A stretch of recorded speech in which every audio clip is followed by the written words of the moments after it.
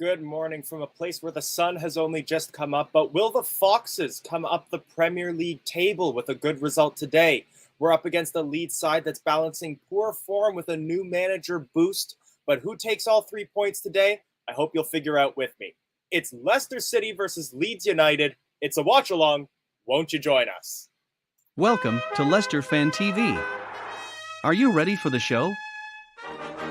Thanks to our sponsors, ADT Taxis, Everard's, Pucka Pies, Pink Car Leasing, Leicester Riders, Hologram, The Fox's Arms, Peter's Pizzeria, Hope Against Cancer, and Newbie and Co-Estate Agents. We want your views, we want your comments, so join us live. 5, 4, 3, 2, 1.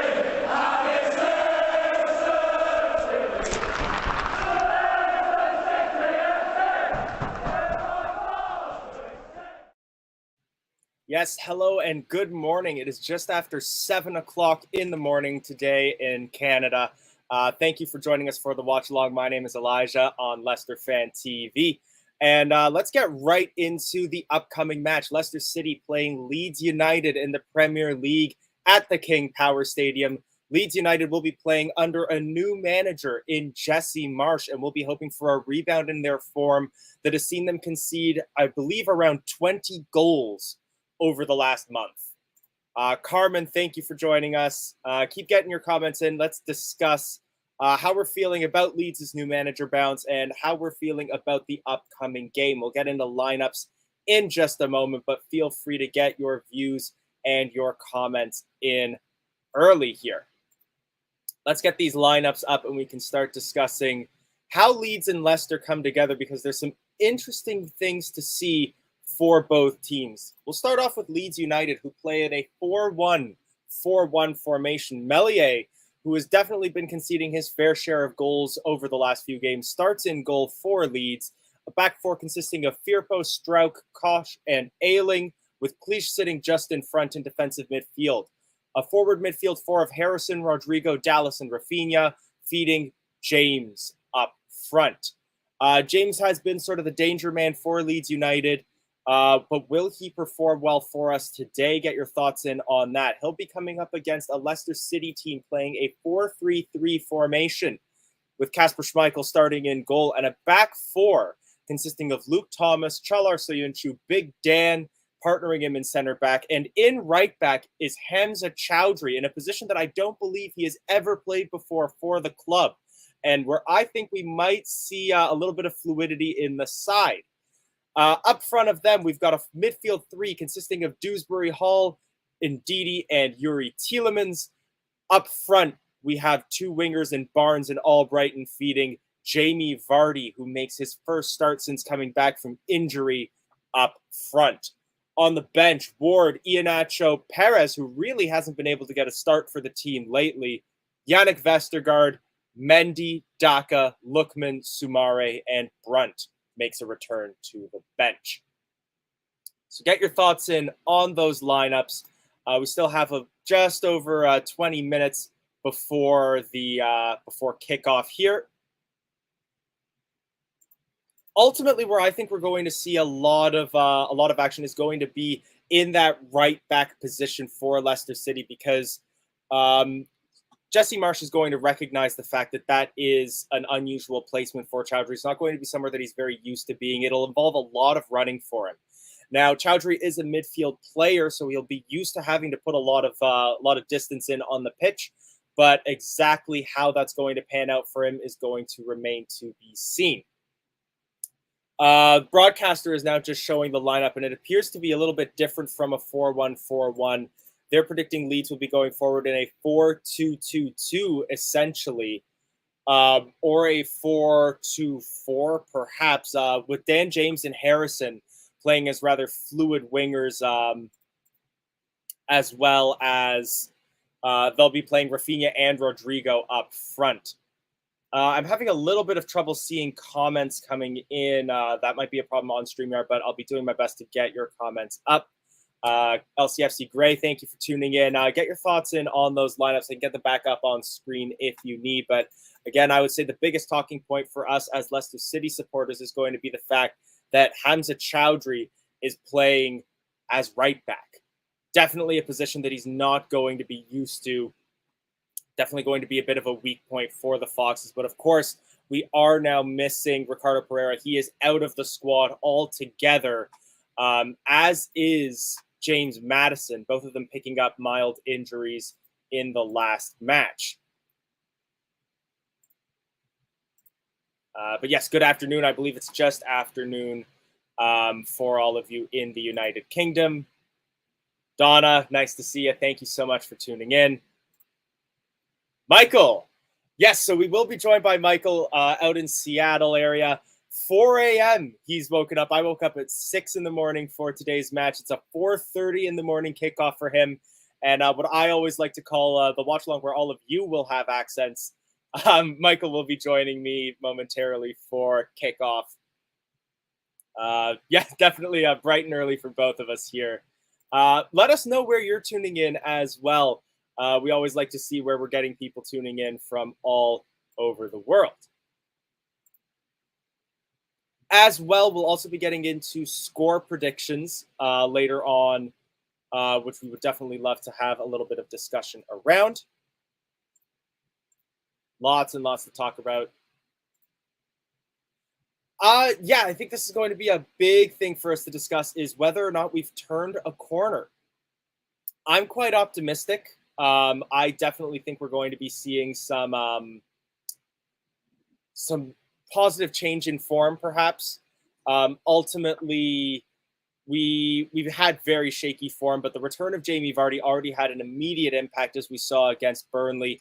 I believe he came on around the 72nd, 76th minute and immediately gets himself a goal and an assist before full time. So showing that he's still got it in the tank, although could also be a little bit of a foreshadowing of what could be in store for Leicester City if we can't either sign or prepare a good replacement for him for our long-term future.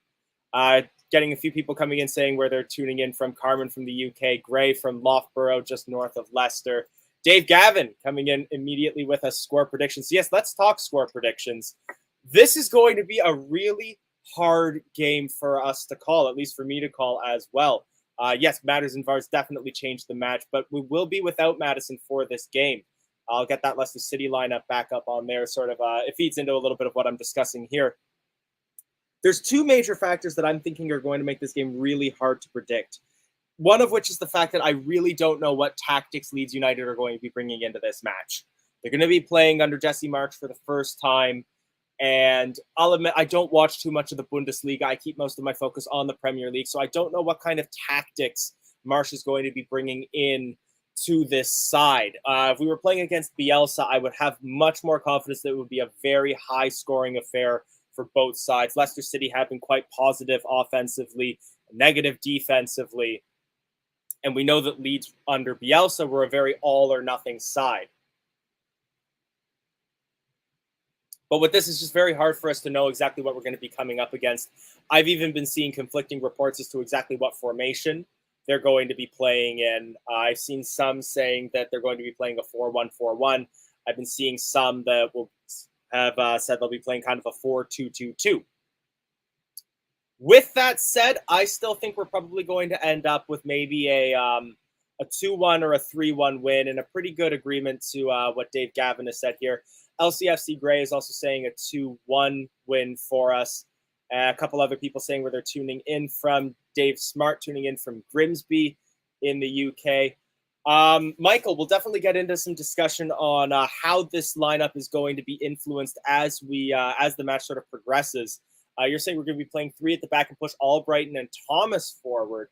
I was talking to Jono before we went live as well, and he was predicting that we might see, again, three at the back, but Chowdhury would be moving forward into sort of a CDM role, and it might be more of a 3-4-3, 3-1-3-3 type formation. I'm not sure we're going to be seeing Thomas moving forward too much, because we're going to be seeing him pinned up against Rafinha, who isn't one of the most fearsome players in the Premier League, but he's definitely an equal level matchup for Luke Thomas. Dave Gavin here mentioning not the ideal time to play against a team that has a new manager. Leeds will be trying to impress, but nevertheless a win.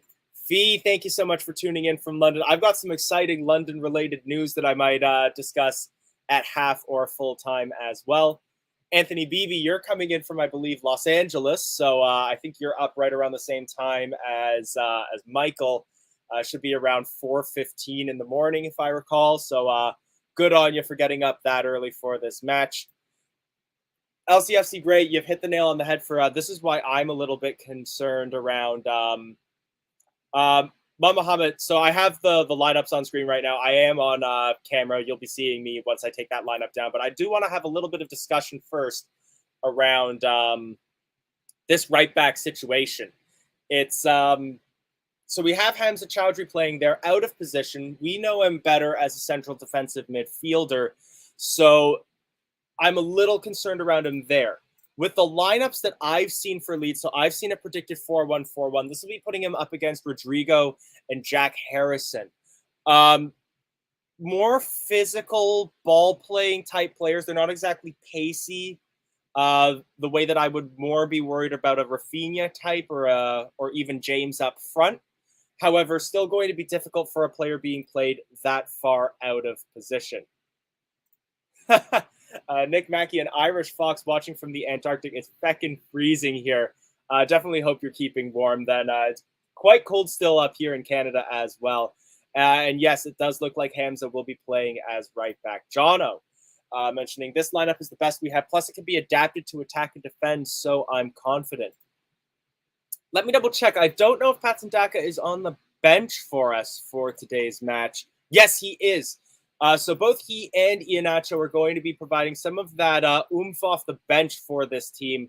I really couldn't have seen it any other way than us starting Jamie Vardy. He played so positively and made such a difference coming off the bench against Burnley. He seems match fit. So if he was still doing well in training, wasn't seeming to have any lingering problems from his injury, I really didn't see any other option then for us to start him. Patson Daka is still a talent, but I see him being sort of that player that we're going to need to boost us coming off the bench. Let's see what else we got coming in. Charlie mentioning, I hope Vardy brings change to this team. I think that's what we're all going to be hoping for. We saw what a difference that he made. It looked like we were going to be heading in for a tricky draw against Burnley. My view of that performance was that we deserved that win even before Vardy came on. We were making chance after chance, and Nick Pope was putting on an absolute worldie. I believe Reedy was talking about that on his show earlier as well. But that little bit of magic from Vardy was what it took to get the assist to Maddison, to get the goal himself. He knows how to pull a defense apart, and hopefully we'll be seeing him giving Ayling and Strauch some big problems today. Dave Gavin saying, I think Hamza will hold his own. An old-fashioned tackling player. If he gets in trouble, Rodgers will change things around. That's one of the things that I know we often mention, that Rodgers isn't a man with a plan B. But one of the things that I have seen from him quite a bit is that he'll change shape pretty often. Even though he won't often change his team before maybe the 65th, 70th minute, he is known for changing his shape. So I do definitely agree with all of you that are saying that we could end up seeing ourselves playing with a 3 at the back. When Michael comes on before kickoff as well, I think we're going to definitely have some discussion around that. LCFC Gray saying Albrighton should have played right back. I have a little bit of disagreement around that. I would have sooner played Chowdhury as a center back and moved one of our CBs into a right back role. However, what I really like about playing Albrighton up front is it's that old-fashioned 2015-2016 style partnership where we can have Albrighton hoofing in crosses and lofted through balls, which is how Vardy plays best, to run in and around behind defensive players and cause them trouble. And Albrighton just has an accuracy and a distance to his passing that I think makes him more valuable up front for us than in back. So yes, Chowdhury is going to be playing right back for us in this match from all of the sources that I have seen yet so far.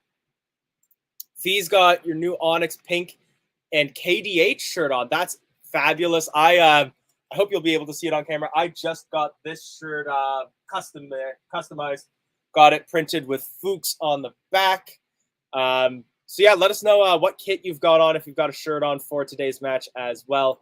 Ultimately, yeah, this is what it came down to. I don't think it's a tactical decision for us to play Chowdhury in that position, but with the fact that we're missing Justin, we're missing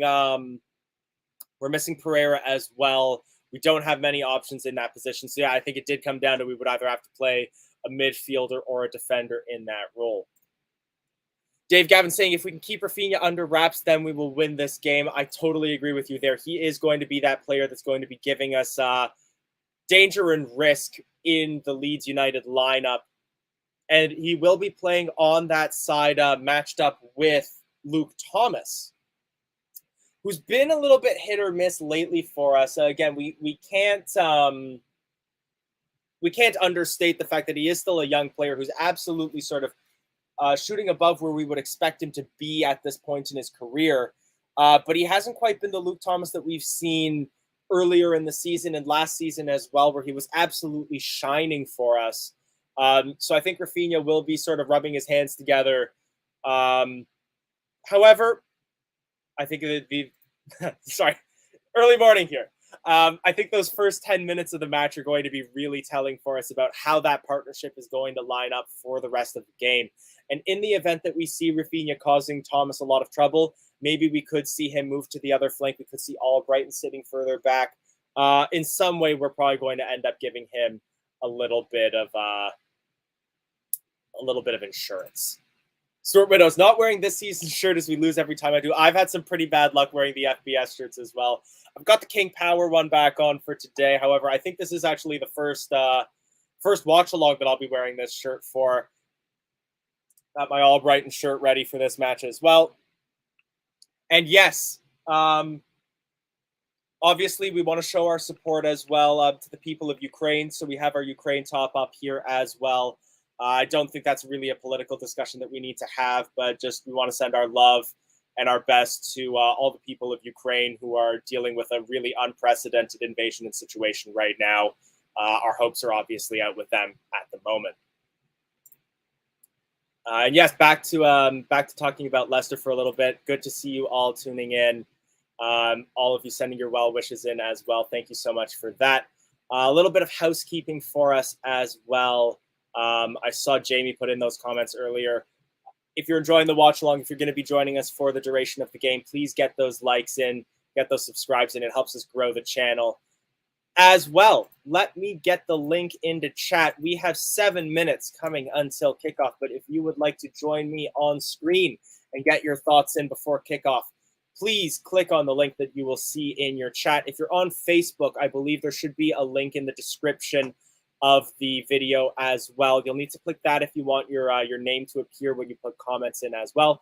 But if you'd like to join us on screen, as the teams are just warming up in the tunnel, please click on share your thoughts. A couple songs coming in as well.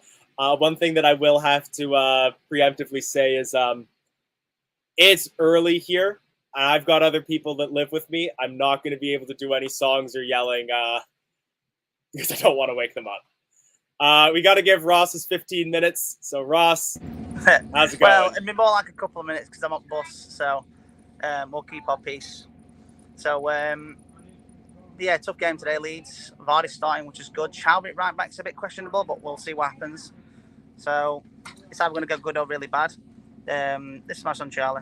He thinks Leicester are going to win. What score, Charlie? 4-0. 4-0. 4-0. I love the positivity. Goal scorers?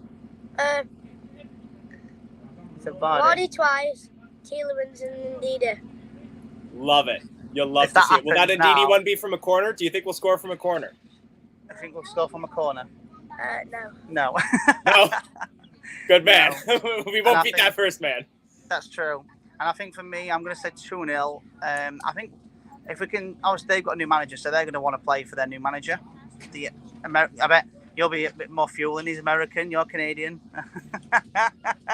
Not only that, I believe he used to manage my team's arch rival. He used to manage the Montreal Impact. I bet you'll be gunning for a bigger, more victory now, won't you?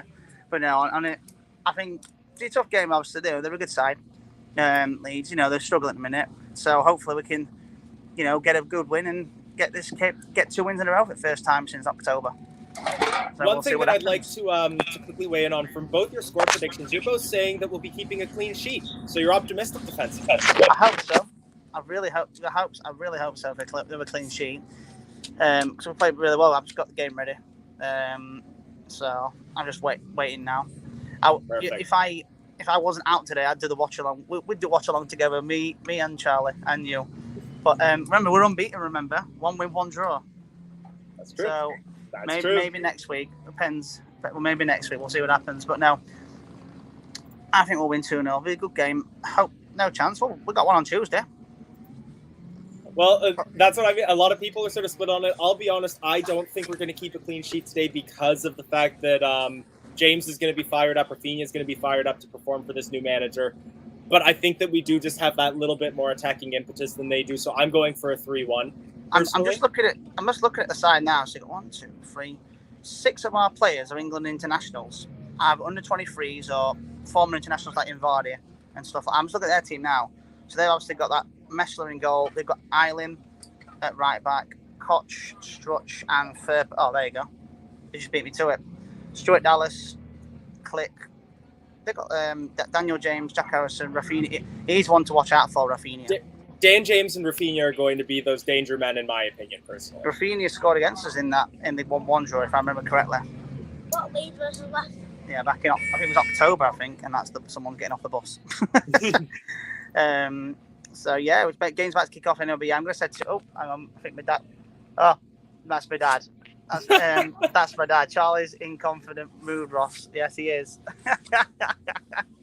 I'll tell you now, if it's 4-0, we'll be coming back on here after this stream, and we're going to have some fun. Fabulous. All right, so the teams have just taken the field. They've played the post-horn gallops, so I'm going to let you go. No, that's fine. I was going to go anyway. But thanks for joining us. Charlie, say bye. Bye. Oh. Cheers, Charlie. See you later. Take care. All right, so we are about to kick off. They're just showing Brendan Rodgers with his team. I believe that's Kolo Toure flanking him.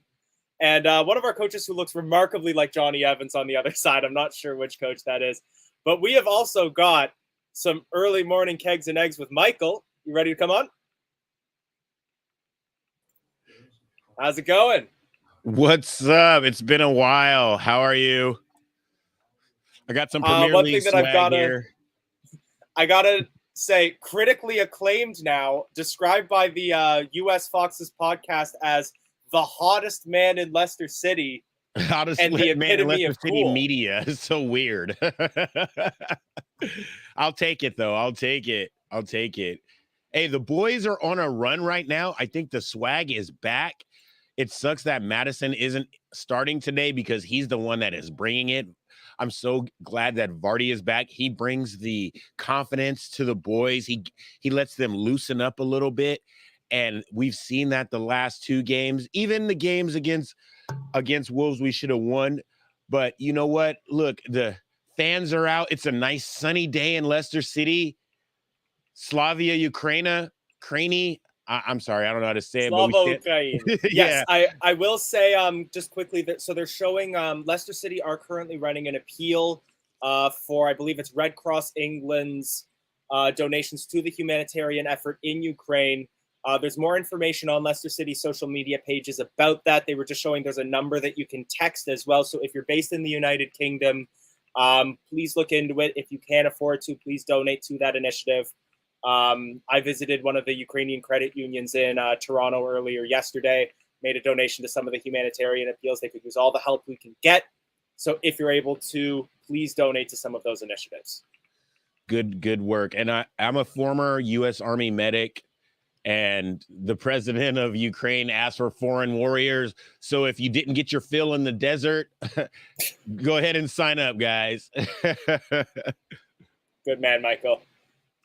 All right, looks as though we're just about to kick off. So once we kick off, we'll get synced up as well so that we can do the same commentary. I believe you're watching on NBC. I'm watching on DAZN. NBC also, if you haven't gotten the chance, featured Michael in an article about PL fans in the United States representing LCFC.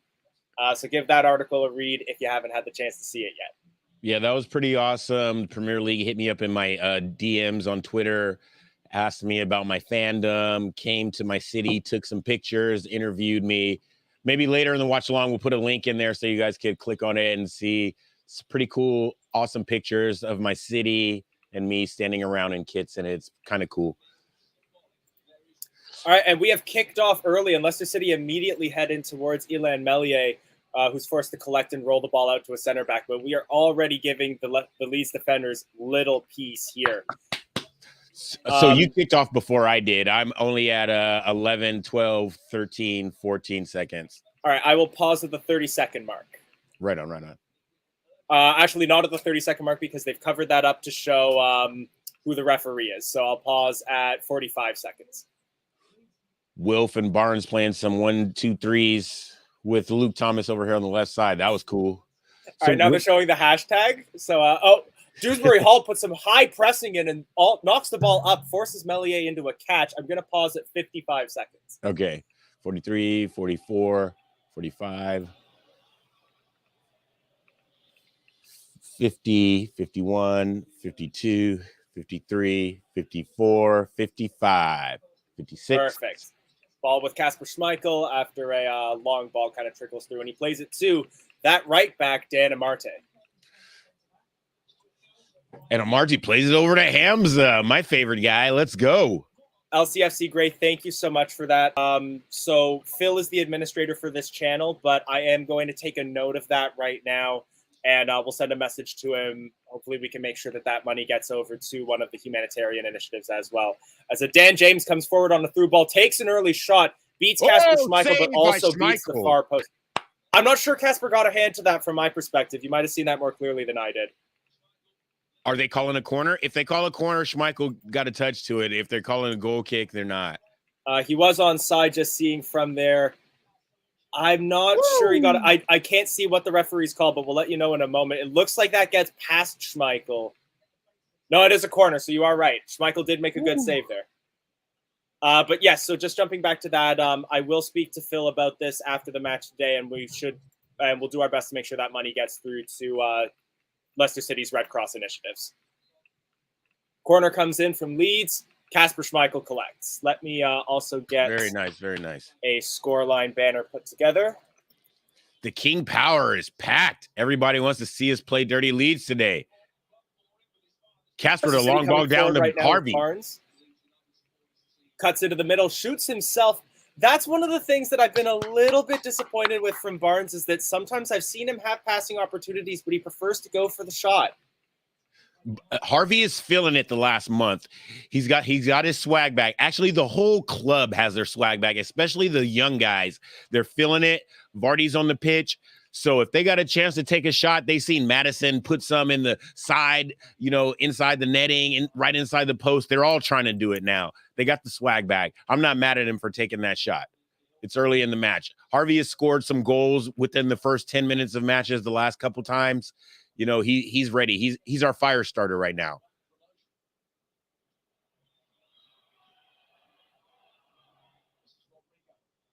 Leeds coming forward again. I apologize. I'm just taking some notes at the moment to make sure that I'm noting these super chats that are coming in. We'll do our best to make sure that those go through. I'll be speaking with Phil after the match to make sure that goes through to the Leicester City Red Cross initiative. This is going to be a back and forth match. Leeds isn't going to take anything off of us, and we're definitely not going to take anything from them. This is going to be one of those games that I'm glad Hamza is in there for sure. Definitely. Absolutely. That is one of the big things that we are seeing with the way that our defenses have lined up. We don't have Vestergaard in there, but we've got Big Dan and Hamza, two very physical players, sort of along with the way that we've seen Kieran Dewsbury Hall can play physically in midfield as well. Going to be players that can get kind of bogged down and really fight with the opposition. Absolutely. Players that can stick a foot in, get a hip in, maybe an elbow in the chest. I like it. I love it. Nice touch by Hamza. Passes the ball forward to Albrighton, who gets tackled to Tielemans, who gets tackled from behind, and it will be out for a throw in to Leeds. Gray asking how we're both doing. How are you doing so early in the morning? I'm definitely feeling a little bit tired, but this is still earlier in the morning than I would normally get up for work at home.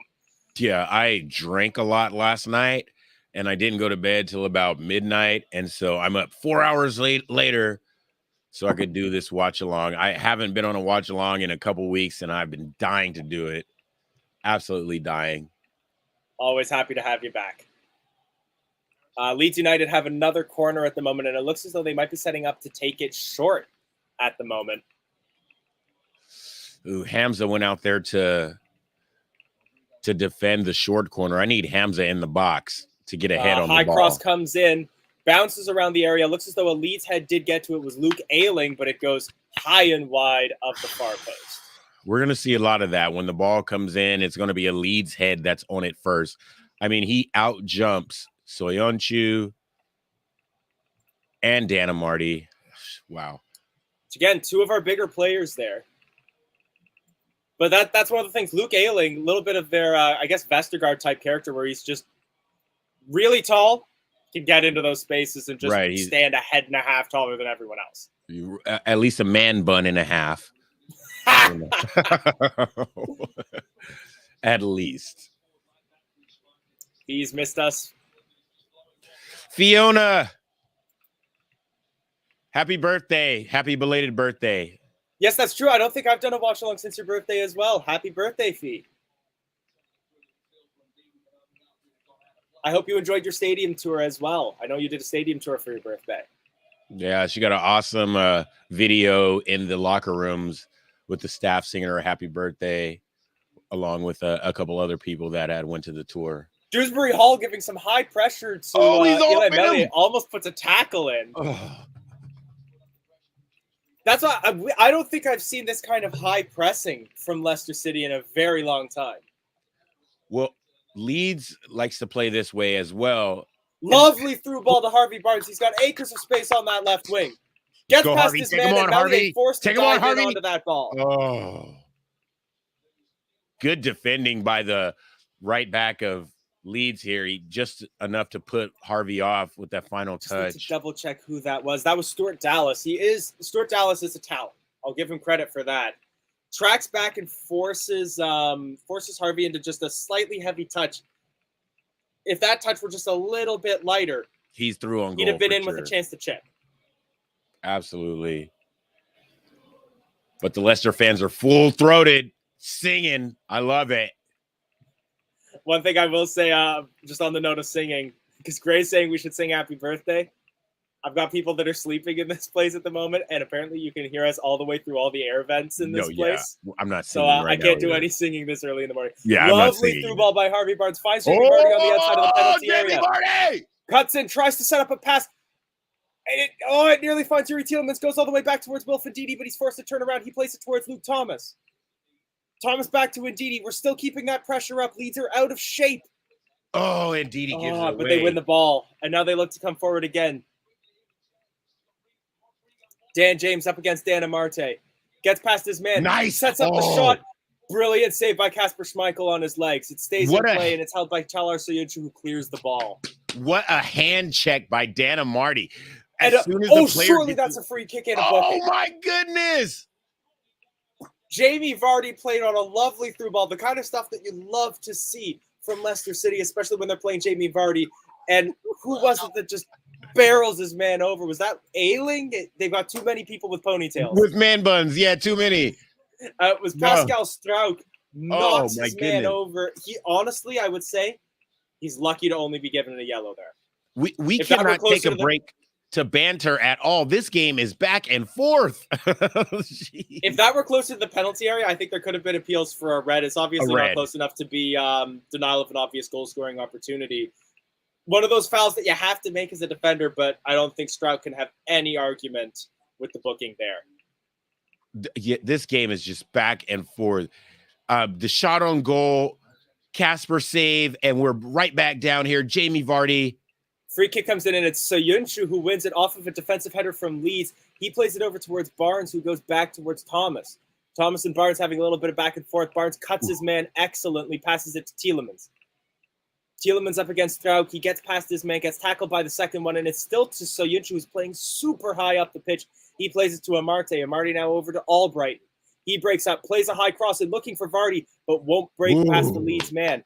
Again, falls to Thomas, who plays it to Barnes, and we are just being unrelenting at the moment. Barnes gets past his man, lays it off for Dewsbury Hall. Dewsbury Hall and Amarte having a little bit of back and forth passing, and we now play the ball back towards Soyuncu, and things calm down just a little bit. Whew. And look how Leeds is pressing. No peace being given to anybody on the pitch at the moment. What's your thought on a man bun, Gray? Michael, what's your thought on a man bun? Get a haircut. That's my thought. Get a haircut. I'm one of those people on if it makes you happy, do it. Get a haircut or put in a ponytail. Got the hair for this it. Thing on top of your head looking like Cindy Lou Who. Put in a ponytail. Come on. Oh, or wear it like Hamza. All I see is you hoofs that ball out of play that was looking for Dan James, and it's out for a Leeds United throw-in. But again, just so little peace be given. They're re-showing that we didn't get the chance to commentate on it very much, but an excellent save by Kasper Schmeichel. But Hamza, he's driving towards the box. Dan James, Amarty's on his heels a little bit, and he just gives Dan James a little hand check. And it throws him off and lets everyone get back on defense. It was a great defensive play. He's my center back, Dan Amarty. Yay, yay, yay. Not a song we could sing this early in the morning. No. Not past the watershed. Gail Ryan, thank you for tuning in. Another Canadian coming in. Hey, North American Foxes checking in. Cross comes in. That nearly finds, I think that was Mark Albrighton in the area. Great cross in. I would love to see a little Mark Albright, a little Kevin goal for today's match. Absolutely. Oh, Dewsbury Hall just sweetly gets past 1, 2, 3 Leeds United players before bouncing it off his man for a corner kick. Oh, plays like the smoothest customer you'll see. Yes, like a wonder wall. Great. I've been to Peterborough. There's a Peterborough in Canada. About 3 hours outside of Toronto by drive. Now, worth noting for all of you in the UK, that's a short drive to get to another place in North America. Yes. That's still considered part of the Toronto commuter belt. Right. Cross comes in. We're playing it in high. It only finds a Leeds United head, and now it's bobbling around the penalty area. Nearly falls to Yuri Tielemans for an FA Cup type shot, but cleared as far as Hamza Chowdhury, who will let that roll out for a throw-in. But yeah, one of those things, if you ever want to study just like different place names around the United Kingdom, you could just look at the Greater Toronto area, and they're almost all just places in England. We got a Vaughan, or we've got a Peterborough, Newcastle, Sunderland, Tottenham. Hilarious. All within like 2 hours, 3 hours drive from Toronto. The settlers had like no imagination whatsoever. That's the other thing is if you want to take like the bus to the airport, you pass like 4 or 5 different streets named after different districts of London. You pass Pimlico, you pass Islington. No imagination whatsoever. They were like, this is just like Squirrel home. tuning in from Vung Tau, Vietnam. There we go. I believe so. That should be like middle of the night for you. So thank you so much for joining us. Always great to see not only the Leicester City constituent from around the world, like showing the dedication to tune into the team, but also seeing just how big that constituency has been. We're growing as a club. Yeah, they're probably just a little after midnight there. And do you know who else is a part of the Leicester City Global constituency now? It's Fee's cat. All right. I'm definitely Fox is everywhere. Fox is everywhere. For sure. Foxes around the world. I'm stealing more of Jono's stories, but we were just Mark Albright nearly plays Jamie Vardy in with a through ball, but it's stopped by Leeds. They're now bobbling it around their center back. I'll get to that story in just a moment. But again, we're playing high pressing. We're not giving Meslier any peace. It feels like we might think that Meslier might be their weak point because he hasn't been on good form lately. His confidence is going to be a little bit shaken. Nice. Mark Albrightinho turning players for fun. Albrightinho. And he's very far in the middle of the field as well. Foul on Ndidi. Free kick in the center circle. Fox in the box he is. Absolutely. And hey, the world includes Loughborough. So you're still included in the Leicester City Global constituency. Absolutely. Anywhere in Leicestershire. Where did Ndidi get this this gamesmanship in his game? The last match, he took 2 fouls where it looked like no one touched him. But I mean, he sold it so well. Where did he get this from? I love this addition to his game.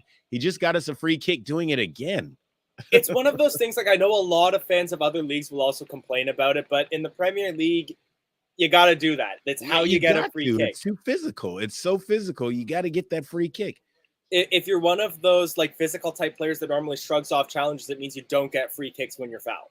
You gotta fall. You gotta fall under contact. We may not like it, but it's the way that the Premier League plays. And I mean, Ndidi is selling it. He's doing very well the last couple matches.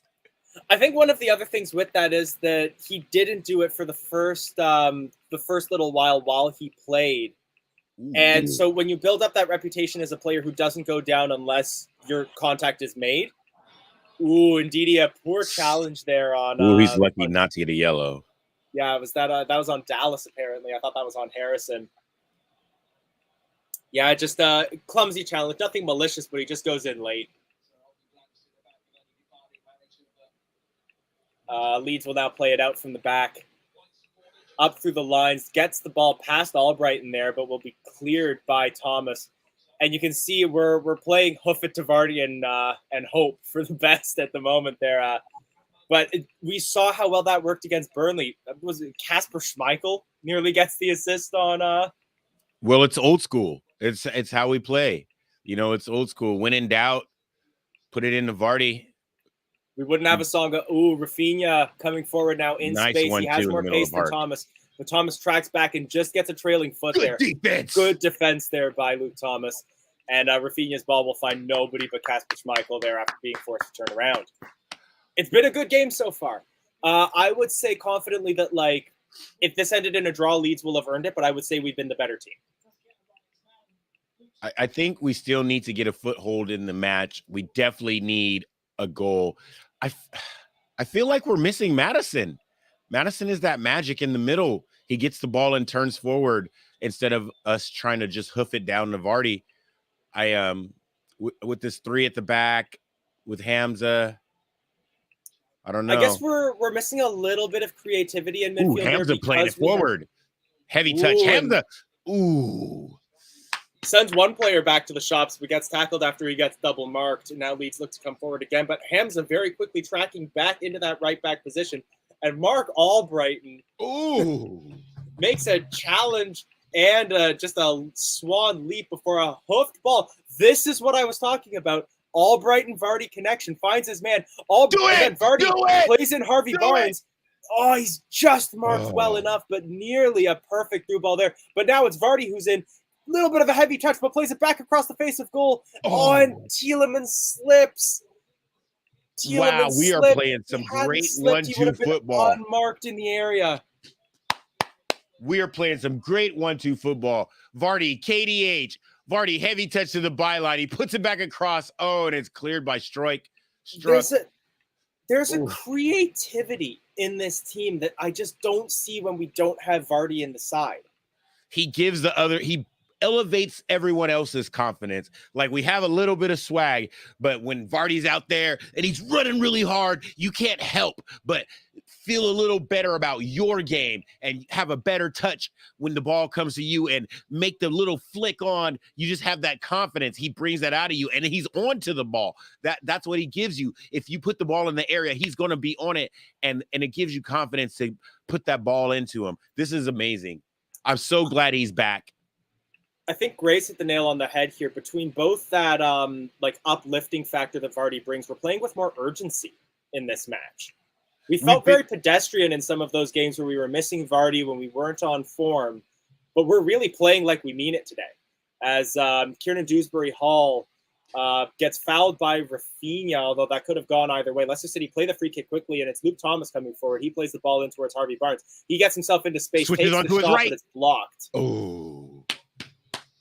I won't blame him for taking that shot. He got himself into some really good space there, and it was a nice block with the trailing leg by the Leeds defender who was pulled out of shape. It looks like Leeds has not changed their mantra, tactics, or anything since they got the new manager. Still high press, still man-on-man marking, still run as hard as you can, all to hell. I thought Dewsbury Hall won a corner kick there, but it looks as though that might be up for a goal kick. I thought he played it off the defender after getting marked by 2 players in the corner, but it will be a goal kick that Melier will take. Wow, look at the King Power. There might That be is the 3 fullest empty I've seen the seats. KP in a long time. Yeah, there might be a couple empty seats, and that's it. What do you think of your fellow West Coaster here? It's not Brendan Rodgers football. It's Leicester old school football. Balls over the top. Brendan Rodgers must be infuriated with the openness. Look, Brendan Rodgers, he aspires to be this new school manager. He's a great coach. He's great at putting cones on the field and having guys run around them and playing 1-2s. But we've been losing, Brendan, and we have Jamie Vardy. So we just need to put the ball over the top to him, okay? Okay. Where I'll give credit to Brendan Rodgers and where I think we could even still call this a little bit of Brendan ball is that we're seeing a bit of a combination, both of those lofted through balls to Jamie Vardy, because let's face it, it works. But we also saw some of that quick 1-2 passing. We've seen it with Albright. We've seen it with Barnes. We've even seen Hamza getting involved in a couple of those plays. Yeah, when you're in training every day, moving through the cones, playing these 1-2s, muscle memory, it's hard to get out of it. But Casper, if he sees Jamie Vardy on the shoulder of a defender, he's punting it down. So is Mark Albrighton. So is Soyuncu. These guys, they know. Look at this. Pressure. High press still going. We're giving Leeds no peace here. At the moment, it's sort of been like this shaky detente of Leeds holding it. Although, as I say that, Leeds now coming forward on the break. Ball is set up well for Jack Harrison, but Casper comes out of his goal well, forces him to turn around, and then sets the ball back to, I think that was set up for Rodrigo to take the shot, and he blazes it well over the net. Absolutely, just hoofs it over but Hamza tracking back, takes away the passing lane, forces his man out wide. That looked more disorganized than it actually was. I'm not a fan of 3 at the back. Not a fan of 3 at the back, but right there you see what 3 at the back does when we're put out on a counterattack. And Hamza was perfect in that position. Love that guy. Love him. He's one of our own. Yeah, I agree that I don't like 3 at the back, but one thing I will also say is that for as concerned as I was with Hamza Chowdhury being played that far out of position, just like we were concerned when we played him in center back, he's really lived up to the role. Yuri Tielemans taking a thwack to the jaw at the moment here, just getting absolutely manhandled by Kosh, Klisch, and looks like he takes Junior Firpo. Damn! Oh, he kicks him right in the mouth. Yikes! He's still on the field, thankfully. But boy, that was a rough karate kick to the head. That was a kung fu kick. Shades of Nigel de Jong, if you will. Yeah, right in the mouse. Not my proudest moment as a Netherlands fan, that Nigel de Jong moment. What a player. Luke Thomas with the ball now. But again, there's been high pressing by both teams. Nobody is being allowed to sit on possession in this match. One thing I will also say is that the statistics are set to deceive a little bit here, because they showed recently that it's been 4 attempts to 1 in favor of Leicester City as Leicester City come forward again. And it's what a ball from Dewsbury that again Hall. Finds Jamie Vardy. He plays it back towards Dewsbury Hall. He finds Barnes. Barnes cuts his man, lays it off to Dewsbury Hall, who again cuts his man. And now it's off to Luke Thomas. We're forced to play the ball back a little bit, but we're just looking for that space. But we now play the ball back towards the midfield line. And Luke Thomas plays the ball despite slipping. Well played by him. And it's a free kick following a foul. What a revelation this season Luke Thomas has been. I mean, last season, we knew he was going to be good. We knew he could step into the role. But this season, he has become the left back for Leicester City. It's almost to I don't like comparing us to the Big Six, but it's almost Arsenal-esque. The way that we have some real players that are Leicester through and through, who are really stepping up to the plate for this team.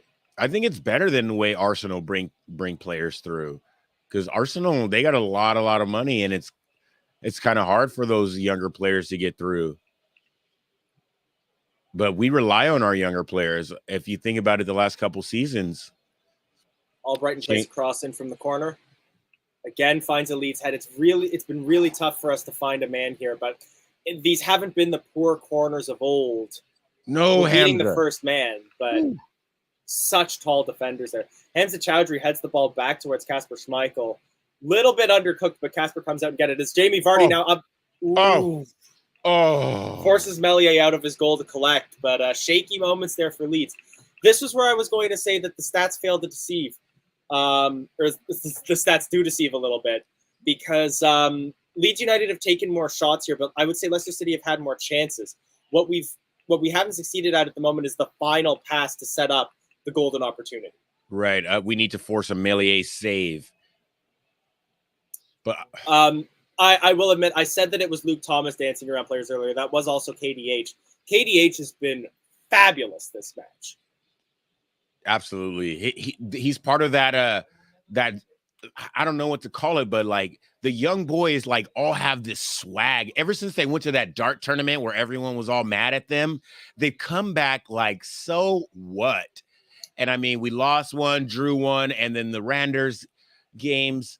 And then last weekend, it's just been like the swag is back. Look at Yuri. He's like pushing guys. He's not going to sign a contract, but he still scores. He still does the fist bump. He still does that. He's fighting guys like, get off me. Like, these guys want to win games, even if it's not for a contract or the fans. I feel like they're doing it for pride right now because they have a chip on their shoulder in the right way. Yes, definitely. I know that you're always the guy that gives out like the swag ratings for the players. You say who plays with swag or not.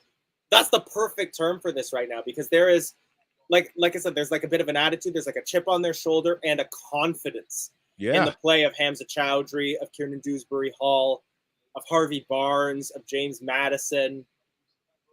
Right. It's like they looked at the table, saw the teams that are above them, and was like, what are we doing? And it's like, get back to basics. Leeds United coming forward at the moment here. Ball set up on the wing right now with Dallas. Goes out for a throw, and Dallas starting to get a little bit frustrated here, and that's what we want. We want to get into the heads of these Leeds United players. Wilf just riding his hip, no matter where he goes with the ball, all the way to the sideline, and it just frustrates him. Wilf Ndidi also coming back with a little bit of swagger. He's one of those players that he hasn't been good the last few matches, but he's back and he means it. Absolutely. Mark Albright gets in there, middle of the field. He's playing on the wing. He doesn't care. Gets in there, clears the ball out. Leeds United now coming up through the middle. Wall with Dan James. He lays it off. Cross comes across goal. It's not going to find anybody. Rolls out to the other wing and is out for a Leicester City throw. We're frustrating Leeds, and that's what I want to see, because frustration leads to mistakes. Yeah, we need to score, though. Obviously. I'm not thrilled that it's still 0-0. We need to score, though. Jesse Marsch looks a little bit annoyed. One thing I'll also give Jesse Marsch, he's got Scott Parker vibes about him. He's one of those stylish managers on the on the touchline. A little posh American. Yes. A little posh American style. He's settled into English and European style very well. And us Americans over here, us MLS fans, us U.S. soccer fans, we're absolutely thrilled that an American manager is in the Premier League, and we can't wait for him to get fired as Leicester fans. Yeah, he's the first U.S.-based manager in the Prem, isn't he? We had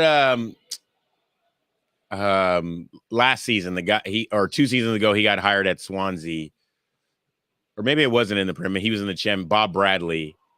Right. Because he managed the USMNT for a while as well. For a long time, yeah, he was our. I feel like it was like team. Him and Klinsmann were like at any given time, one of them was managing the USMNT. Yeah, and Jurgen Klinsmann, he's the guy who brought it back for us. Actually, it shows how little I've been paying attention to the MLS lately. Isn't Bob Bradley now Toronto's manager? I thought he was at LA Galaxy. I don't pay attention to MLS either. He is at LA Galaxy. Yeah, he's at LA Galaxy. Okay, then I know Toronto now has a former US. No, the other LA team. He's at the other LA team, sorry. Oh, LAFC. Yeah, he's at LAFC, yeah. That's one thing I'll give LISC points for. They've got like some stylish kits. They've got like that gold on black. Yeah. Adidas, take notes. Make this shirt. Right, black and gold. Make a gold with black. Absolutely. We want it. We want it again. If I worked for Adidas, the shirt I would make would be like the 3 stripes, gold on black, running fox logo. Oh, yeah, for sure. Look, Adidas in this template, man, we got to get better, man. We got to get better. Cross comes in from Albrighton from a free kick. Nearly find Big Dan in the penalty area, and it's just bobbling around like 7 different Leeds players. They didn't even know where the ball was. They can only hoof it up, and it lands at Tielemans, but he loses the ball to Dallas. Oh, Yuri. But Chalar Soyuncu gets in and tackles Dallas. Great tackle.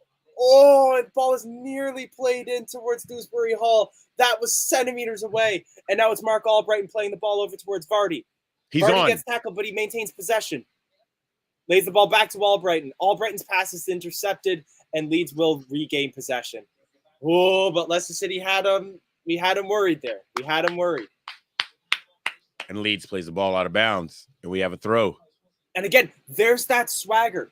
We lost possession there, and we could have just let them have it, but Soyuncu was having none of that. We're not taking anything from Leeds. We're not giving them an inch. And this game is just so back and forth. I can't even light my square. Ball is played back towards Kasper Schmeichel, and it's now with Soyuncu. I'm going to quickly look up who is Toronto FC's manager. I know Bob Bradley is Toronto's manager. Oh, okay. Wow, when did that happen? I thought Toronto had an English manager, actually. We used to have a guy from New Zealand for the longest time. Okay. Absolutely, I agree with Anthony here. Albrighton, best crosser on the team still. Well, that's all he knows how to do, really. I mean, if he gets the ball, it's a first-time cross, early cross, get to the byline cross. He's the best. And they're always great balls. Pause. There was one guy, I'm just going to give you a quick warning. You can feel free to banter us, but if you spam the chat, we're going to block you. Yeah, Feel free. You can make jokes, you can send banter, but if you send the same message like 5-10 times, we're going to block you. Yeah, don't spam the chat. We'll get your comment on the screen. Come on. Don't spam the chat. I'll tell you what, on the note of like people who banter us, where's that Forest fan? Oh, I know, right? Where's the Forest guy? Leeds with a free kick that they play high and lofted in. Will only find the head of Lord Farquaad himself. He clears the ball. Leeds coming forward again, but Hamza Chowdhury does well to mark up Firpo. And not only that, he regains possession and clears that ball all the way up. Good play, Hamza. You know what? Yeah, Gray. I won't block you, but we have a timeout feature. Don't go sending the same message. Yeah. Don't get any ideas. We love you, but you're not immune. Put you in the penalty box. That's exactly it. Great. Don't test me. Don't do it. That's funny. Leeds now with the ball at the center circle. The game has calmed down just a little bit, but there's bursts 5-10 minutes where nobody gets any peace. Soyuncu again. I'll tell you what, Soyuncu, another player, he's really stepped up this game and impressed me. Yeah, he's caught a little flack over the last couple months. Hasn't played so well. We haven't seen him doing any of those Cruyff turns. His confidence is kind of low. But the last couple games, playing with Dan Amarty. I was about to say, I apologize because I can't give you credit for it because it was a very early comment. But somebody said that they're hoping that Dan Amarty and Chalar Soyuncu might be a new partnership moving forward for the game. Or for the team. Yeah, Dan Amarty, he's been great. They're vibing. They're really vibing with each other. Yeah, he's been absolutely great. Soyuncu, I don't know what happened, all season, missing Johnny Evans, or what happened to his confidence. But the last couple matches, I mean, look at this. He's getting in front of his players. He's reading the flight of the ball really well. He's even nearly playing Jamie Vardy in with through balls with his clear. Yeah, he's playing balls over the top that are really good. Dinks and dunks. Jay Evans asking, how's Vardy looking? He's been looking like the Vardy of old. He's making those clear runs in, but at the end of the day, I think it comes down to those through balls need to be like pixel perfect. Yeah. To find Vardy in the right space. So he hasn't had too many touches, but he hasn't been having like a Lukaku game. Like a Lukaku game. Sometimes I think Vardy needs Madison. Leeds United coming forward again, but Hamza Chowdhury with the sliding challenge in the penalty area clears that ball out. I mean, the boy is a man. That's go, Hamza. That's the perfect way to put it.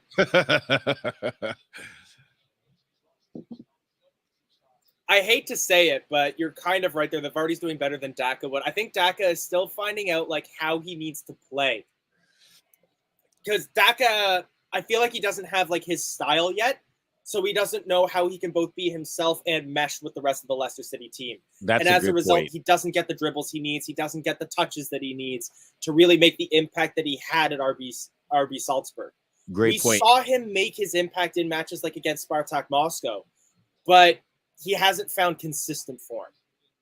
I think that Vardy being back at this particular time after Daka has had a run of games is really good for him. So he gets to see Vardy come in the game with 20 minutes left and get an assist and a goal last match. And so he has a little tape to watch. And in this game as well, he has some tape to watch and study. I love the fact that that's still a term that's used because it just gives me this lovely mental image of the TV on the cart coming in with the VCR underneath it. I'm sure they still do that. I'm sure. Clubs try to penny pinch any way they can. Jay Evans asking, yes, so Madison is he's out for this match, as is Ricardo Pereira. Although I believe Brendan Rodgers said in a statement that he will definitely be back for the next match. Yeah. Which, if I recall, is our next match Rennes or is our next match Premier League? Thursday against Rennes. That'll be an exciting game. Because Rennes, I just don't know how to draw them up because, again, I'm still confident for us in the Conference League. But we saw Rennes have their way with Tottenham Hotspur. Yeah. As well. So they know how to play against the Premier League opposition. We have to show up every single match because it just seems like this season, if we have a little bit of a letdown, we just suck really bad. Got to give some credit to Leeds there. I'm not sure which player that was, but he juggles the ball and makes his pass there. Good talent there, but his pass was just overcooked, and Leicester City will collect the ball. We pass it back to Kasper Schmeichel, and there's the Kasper of old for you. He hoofs it out for he crosses the ball to Brendan Rodgers, basically. Yes, right into the coach's area, technical area. Former Leeds man, Kasper Schmeichel. I was about to say and they just showed, I think that was Peter Schmeichel in the stands. Peter Schmeichel looking very warm with his scarves. Absolutely bundled up. Danish friends there. Ooh. Early cross in from Dallas. Cleared out by Hamza. Leeds have another corner. I'm wondering, that was intentional. He meant to put it out for the corner. I guess it was just the way that the ball was setting up for him with his pace. I would have rather seen him put it out for a throw-in. Definitely. As for Fofana, he's back training with the team. I don't think we have an estimated time on his return yet, though. But it should be soon. It will be before the end of the season. That's what I'm confident of. Leeds outswinger misses everybody. And Dan James crosses the ball straight to the head of Dewsbury Hall and will clear. And we force Leeds all the way back to the center circle. High ball coming in again. Leeds appealing for a penalty, but I don't... Negative. Yeah, that was just a collision. Nothing malicious or intentional there, but Rodrigo's still on the ground. If anything, there's a foul right there on Hamza. Oh, that's what they're appealing for, was that it's oh my so Yunchu goes up for the ball, but Rodrigo's foot gets in between the ball and Sunchu. You can't give a penalty for that. He doesn't even have control of the ball. Ian Barron, the Darlington fan, giving us a quiz question here. What club did Kasper Schmeichel make his league debut for back in the day? So that's a little tricky because I don't know if he played a Premier League match for Manchester City. He played for Leeds, didn't he? He played for Leeds, but that would have been before they were in the Premier League. Really? I'm pretty sure he played for Leeds post-relegation, pre-promotion.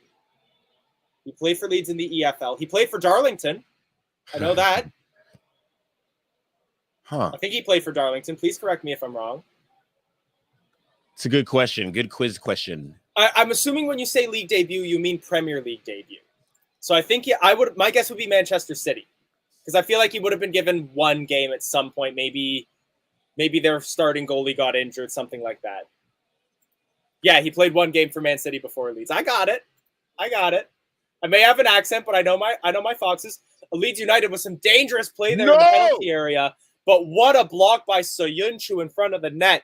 Schmeichel still dove to make the save. I think he might have had that covered had that gone through. But excellent defending there by Soyuncu. Ball falls to an unmarked. Actually, that may have still been a save by Schmeichel, seeing that. Woo. Yeah, Schmeichel had it covered, but wow. Was that Firpo with the shot? Another Leeds corner. Ian Barron saying it would have been Darlington, so I guess you are talking about EFL then. Oh. Ball coming over, cross played in, far post.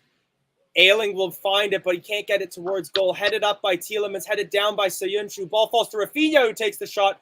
Blocked again by Soyuncu, but he recollects the ball. Trailing leg, Foul. tackles by Soyuncu, and a foul on Soyuncu, who is in some discomfort there. The boys, they're throwing their bodies in front of the ball, throwing their bodies in front of legs. I mean, we really want this clean sheet. We really want these 3 points. Oy. Trying to see what exactly happened there. I don't know if it may have been overstretched there by Soyuncu. Was it pain caused by the block? He's back on his feet, which is good. And for the record, Ian, I also saw your message about your promotion. It's just a very long comment. And with the back and forth game, I know I wouldn't have been able to read through it before something happened. But really happy to see the sort of resurrection of Darlington. Pretty sure very similar story to what happened to Bury more recently. So I always love to see like a good community in England keep their football club. So we'll hope to see you back in the EFL sometime soon. Absolutely. I think Jamie Vardy's getting a little frustrated by the lack of touches. LCFC Gray saying Cags has really upped his game. Absolutely this match. And then, John O'Towers saying that the passing is just off so far. And we're getting sloppy in the back, which is worrisome. That's been our problem all season, is when we've been sort of sloppy in the back. Leeds playing another high ball, but headed down away again by Soyuncu. He's doing well to take advantage of his size. I don't know how tall he is, but you'd think he's Yannick Vestergaard in the back line there.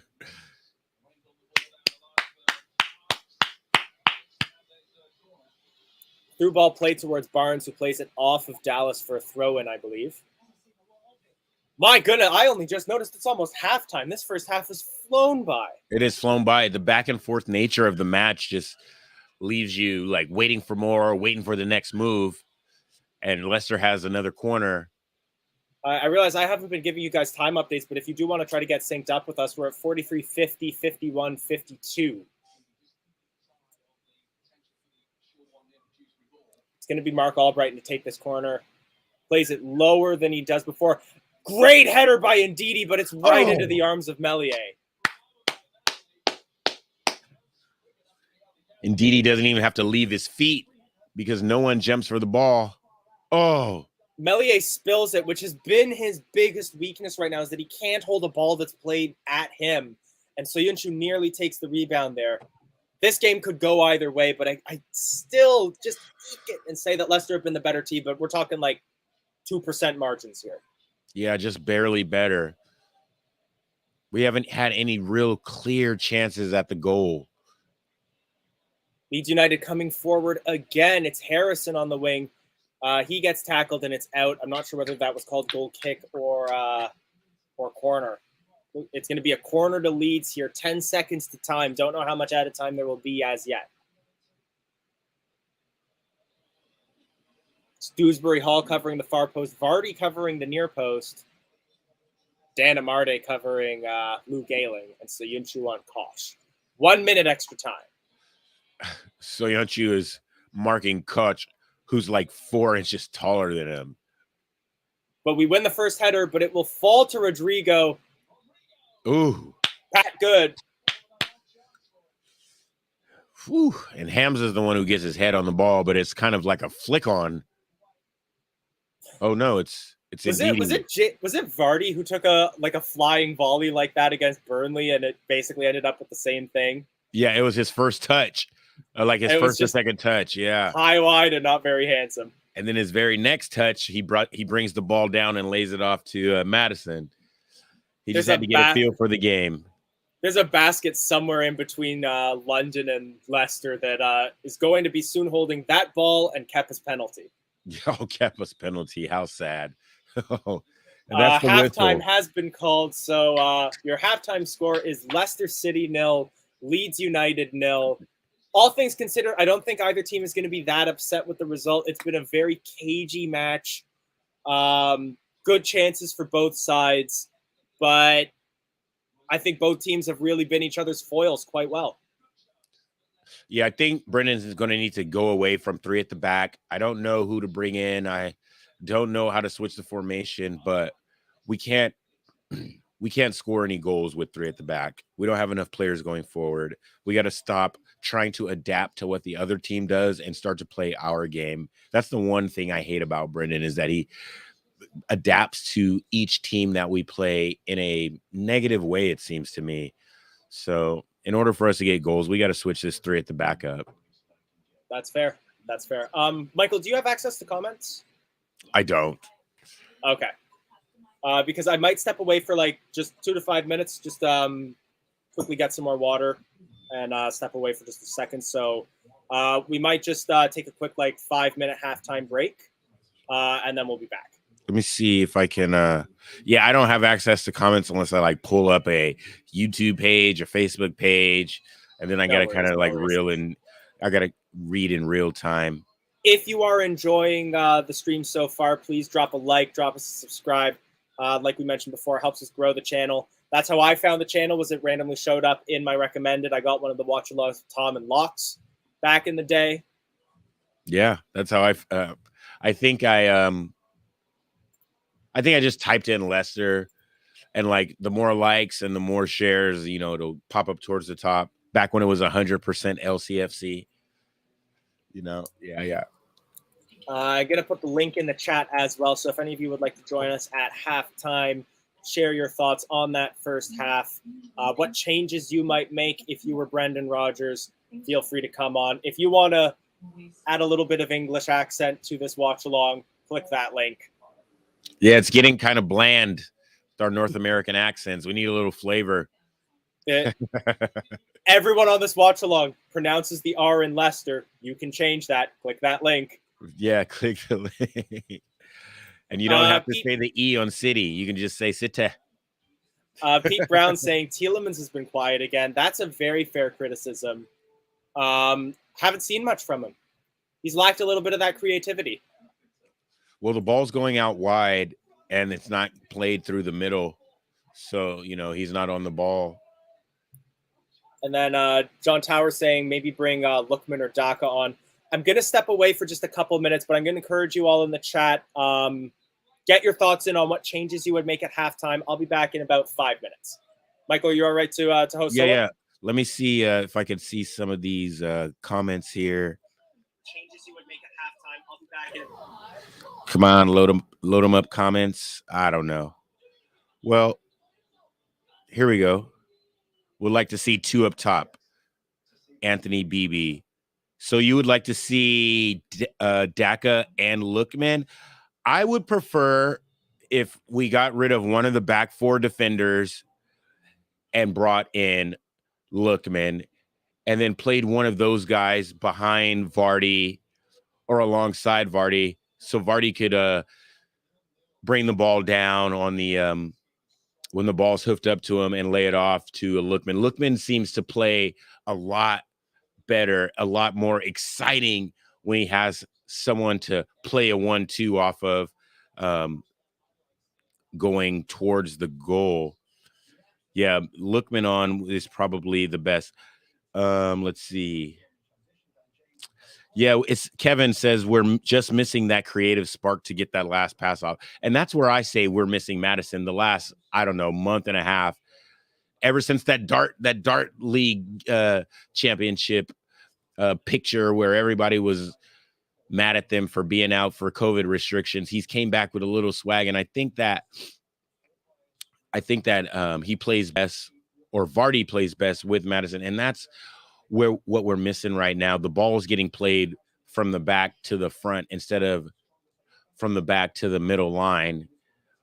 And someone said Tielemans isn't getting the ball, and that's where Maddison would come in. I think Maddison, he attracts the ball. He attracts the ball. He attracts defenders. And the last couple of matches, he attracts goals. I wish he was in the match right now. Craig, always going to be difficult today with the new manager and not knowing how they were going to play. Hi, Michael. I think that what's up, Jono?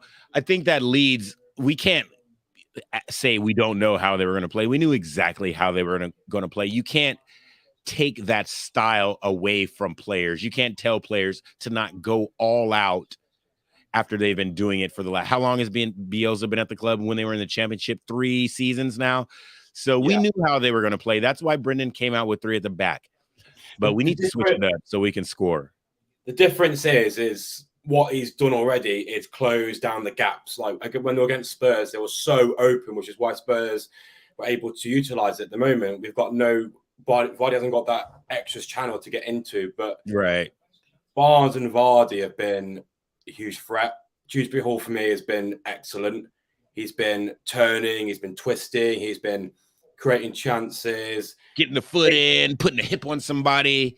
Big shout defending. We've been defending excellent. Kasper Schmeichel's controlling the area, creating a lot. Soyuncu putting literally his manlyhood on the line. Yeah. Putting the kids on the line. When the kids on that block, it was, we've been. Thomas has had, I said it to Elijah before the stream started. I thought he would be taken advantage of on the right hand side with Rafinha, but he's been doing well. I remember when we were running down the right hand side and he put his foot in and he made that block. Great defense in the box too. Yeah, in the box, man. Do you have comments access? Yes. Nice. Put the comments up. Let me take 5 so I can get some coffee. I can't be on for long because I'm working. Just want to give my opinion. Oh, dang. I'm actually on in half an hour once I finish work. So, but I can tell you what, I can't talk, but I'll go off and I'll bring the comments up for you. Yeah, do that, please. I appreciate it. Thanks, Jono. No problem. I'll leave the stream, guys. I'll be back in half an hour. Right on. So everyone, I'm not good at hosting, but if you guys could just tell me what you think of the first half so far. Tell me your score predictions for the second half. If you would like to bring anyone on, I hear some people saying bring Lookman on. Me personally, I don't want to play at 3 at the back anymore because we don't look good going forward. Who's been good for you so far this match? A lot of heavy touches. You know what I think? I know that we have the best grounds crew in the league. We have the grounds academy and all that stuff. But the pitch this season has been kind of sketchy. I don't know if maybe I'm just off my rocker. My American mind doesn't know what I'm talking about. But I got a lot of guys slipping on the pitch, a lot of passes not exactly how the guys wanted to. I don't know. Maybe the pitch has something to do with our home form this season. Does anyone have a comment about that or agree or disagree? Yeah, he's showing some hunger. He's showing different places saying Soyuncu's had a good half. He's showing some hunger about time. Yeah, like I said earlier in the stream, earlier this season, I don't know if Fofana going down, Evans going down, but he's been absolutely trashed this season. We haven't seen any Cruyff turns, and if he does, it's not faking anybody out. But yeah, maybe he just needs to get back to basics as well. Covering his space, marking his man, getting back on defense, making the right pass. Pete Brown saying best match from Soyuncu this year, I think. Well, it's only a half, Pete, but, there has been some times this season where the goal that went in was completely his fault, and there was even times where the rumor mill was that he wanted to leave, which is weird because where was he going to go in the form he's been in, So Kevin says Dewsbury Hall has been outstanding first half. Yeah, the team has been good. The whole team has been pretty good, but we just need to be better, I feel. I got a picture of Dewsbury Hall there in my feed there. Yeah, the passing hasn't been there. At least the short passing and the through balls just hasn't been there. Who do we need to bring on? What does the halftime talk sound like in the locker room right now? What is Brendan saying to the players? Is he saying just keep it up, or is he saying we need to play the smart pass, we need to play the long pass? What is Brendan saying in the locker room right now? If he's saying anything, is there a leader in the locker room who's saying something, who's speaking up? Matter of fact, who is wearing the captain's armband today? Is that Casper? Can he really, affect the game from back there? Can he affect the outfield players? Fiona looked great when I did the tour. We love Fee, one of our loyal watchers, contributors to the channel. Can't wait to come to Leicester and spend some time with the watchers. Gray saying the intensity is much better from us now. I mean, if we've taken half a season off, we've gotten bounced out of Europa League, bounced out of the FA Cup, bounced out of the League Cup. It is about time that we show some intensity in our season. You get all these days off all week long. Come to the ground when the fans are paying their admission with some intensity, with some heart. I mean, it was really hard to be a Leicester fan the last 2 months. Really, really hard to defend Brendan Rodgers' tactics, substitutions. Really hard to defend the players that are wearing the shirt. And we love these guys, but it's been so hard to defend them. It's about time they come with some intensity. Pete saying, think Albrighton on. I think Albrighton is on right now.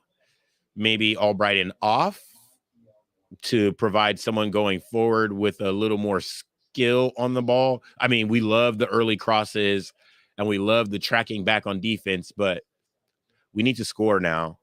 We played a good game so far. Let's see here.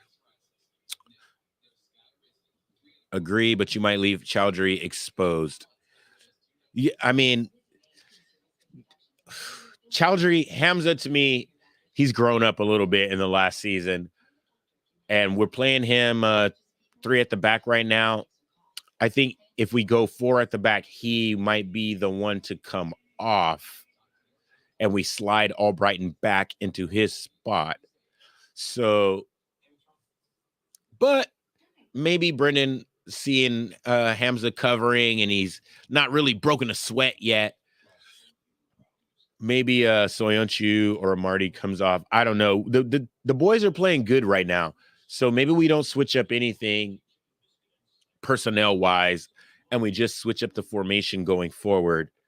So who knows? Perez is not in anybody's plans. He's not even playing in the cup games unless we're up and he's getting subbed on. He's probably getting sold at the end of the season. Yeah, I mean, what are you going to do? I personally like Perez, but he's just not doing it for Brendan, and he's just not doing it for the team. And it looks like Elijah's back. Hello. Sorry about that. Halftime cup of Bovril. I'm an American. I have no idea what that is. From what I was gonna say, I don't know either. From what I understand, it's like beef tea is the best way I could describe it. Yeah, I have no idea. He's Bovril. I don't know if I want to drink anything started with B-O-V. It definitely sounds cow-like. Uh, All right. Elijah's back. I need to fill up my coffee, and I got some swag sent to me by the Premier League. Listen, DAZN, you want to talk to a Canadian? Hit me up. Right, all right, Michael. I'll take you off screen for a little bit as well. All right, give me a second. All right, so they're also just showing on my broadcast right now the bottom 7, which now includes Leeds United. So they've got a little bit of a concern for themselves as well, and probably another reason why they're going to be fighting so hard. I know that Michael was probably mentioning it. Bovril. Felix mentioning Albrighton is good at tracking back and defending, but going forward his attack is a bit of an issue. It's just Barnes that's been attacking, and maybe Lookman needs to come in around 65th minute. We know that Brendan Rodgers loves those sort of 65th minute substitutions. They're what he does best, and they're what he does most. I could definitely see that being a likely change. What I like about Albrighton when it comes to his attacking is that he's not necessarily a player that dribbles the ball forward the way that Ademola Lookman is. He's not somebody that will run at the defenders, but what he does do is he is one of those through ball masters. He can hoof in a cross or play a lofted through ball up over a line, and he just has a knack for finding Jamie Vardy. He's already done that a few times in the first half, so I don't really think that it's fair to say that only Barnes has been attacking. They attack in very different ways.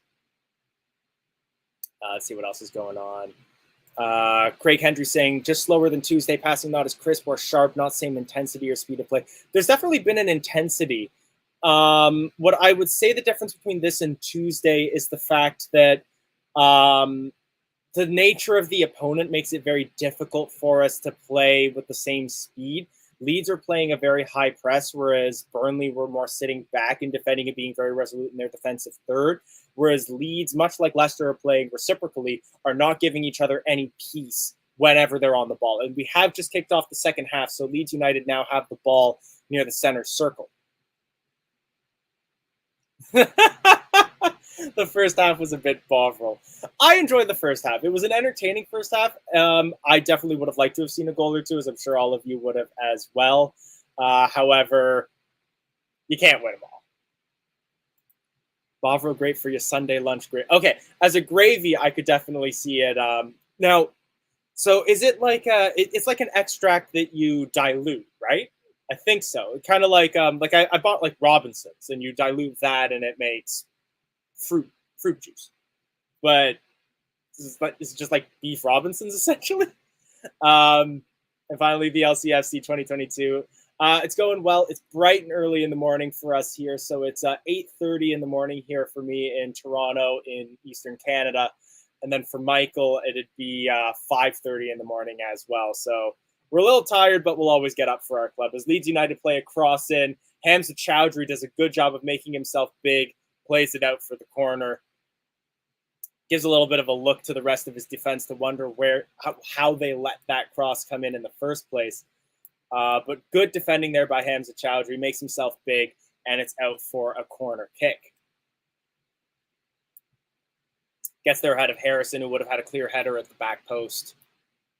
Schmeichel might have had that covered, but always better to avoid taking those risks. One of the things I love seeing as they set up for the corner is that we have those triangular corner flags now as FA Cup winners. Cross comes in from Leeds.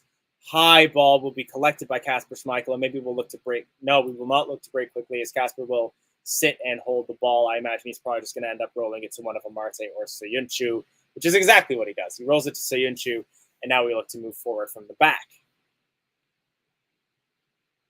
Ball played to Amarte. Slow build up. I think we're just taking time to get settled. Liam, Michael just had to go refill his coffee. Same thing. I had to step out quickly as well at the start of halftime. Michael did a good job of holding off. So, yeah, he's just going to be getting his refilling his coffee, and he'll be joining us back soon. Throw into Leicester City near the halfway line. Throws it long.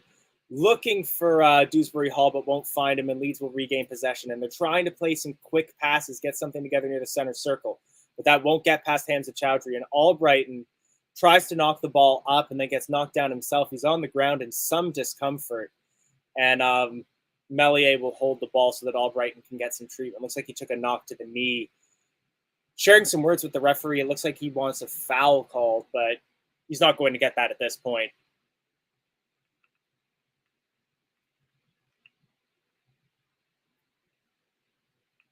Play has resumed. Albrighton's back on his feet, so he'll be all right. We'll probably resume with a drop ball, I assume, with Melier.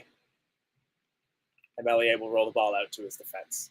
Much calmer first few minutes here in the first half than we saw in the first part of the second half than we've seen in the first half. Definitely a lot more holding, a lot less high pressing. Looks as though both teams are kind of getting settled into this match.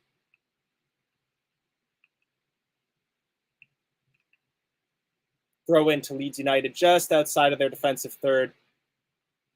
Dewsbury Hall does well to maintain possession under pressure from two Leeds players, lays the ball off to Dan Amarte, who also does well.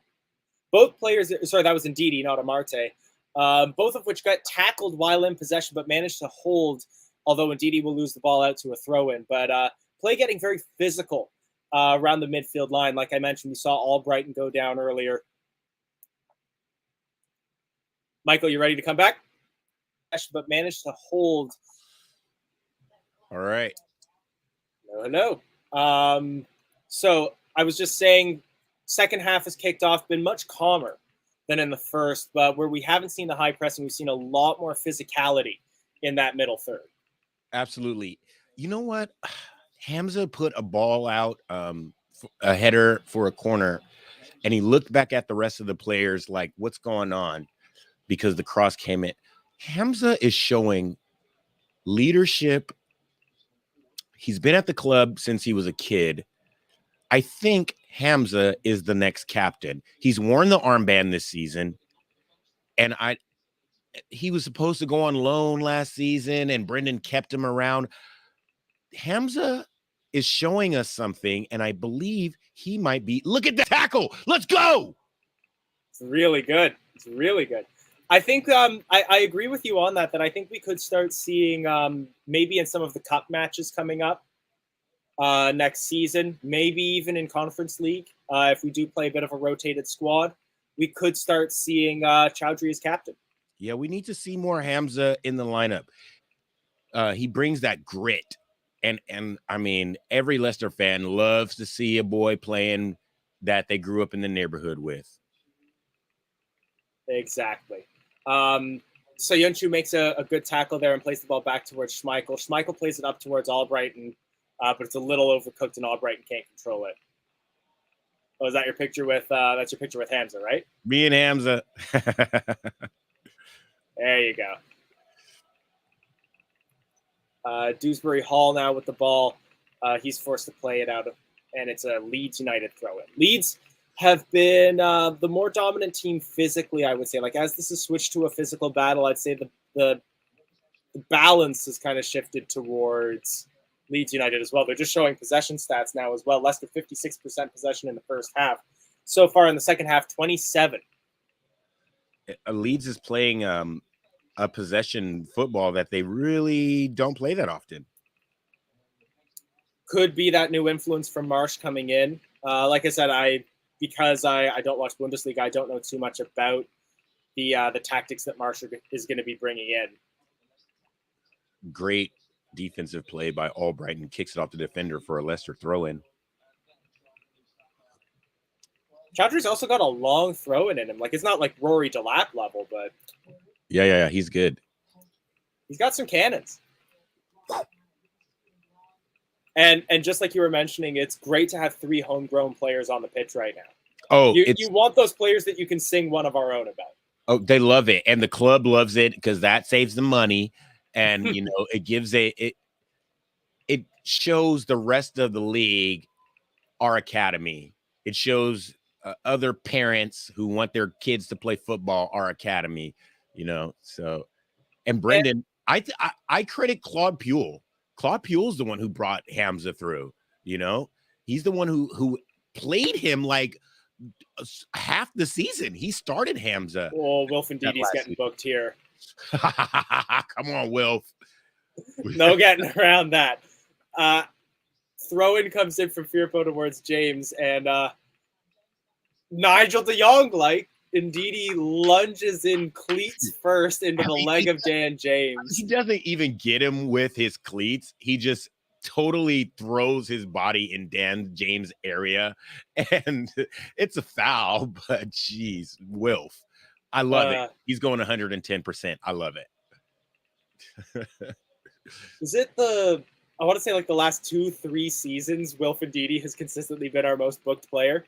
Oh, absolutely. And that's why he's the league's leading tackler, because he's not afraid to put a foot in. He's not afraid to get a yellow. He's not afraid to take a shot from 30 yards out. He's just like, I love this guy. I feel like it's a very North American thing to say, but the guy's just vibing. He's out there having fun. Tackles and shots. Okay. Leeds United giving us some trouble in the corner. Rafinha holding it up against Ndidi, and Thomas goes out for a Leeds throw-in that they take very quickly. But Soyuncu gets in there. Doesn't even have to head the ball. He chests the ball away from the Leeds United player.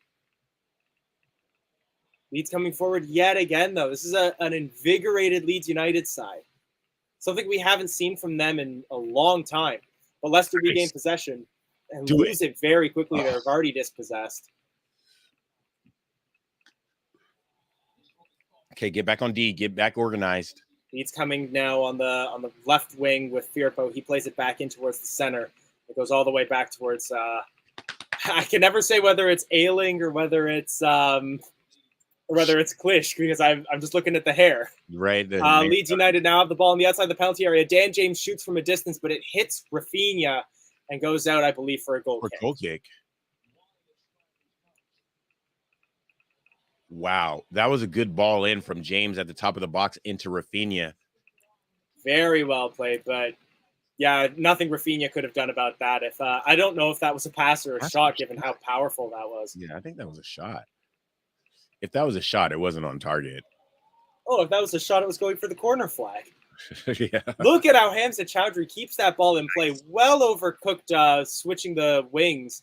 But Chowdhury makes himself big and chests that ball down incredibly well. And Leicester maintain possession now as the ball goes up towards Jamie Harvey Vardy Barnes just went down. Barnes plays it in towards Albrighton.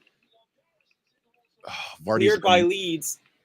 Vardy, I still don't see him on screen, so he's still on the ground. He went down. He's back up. Okay. Woo.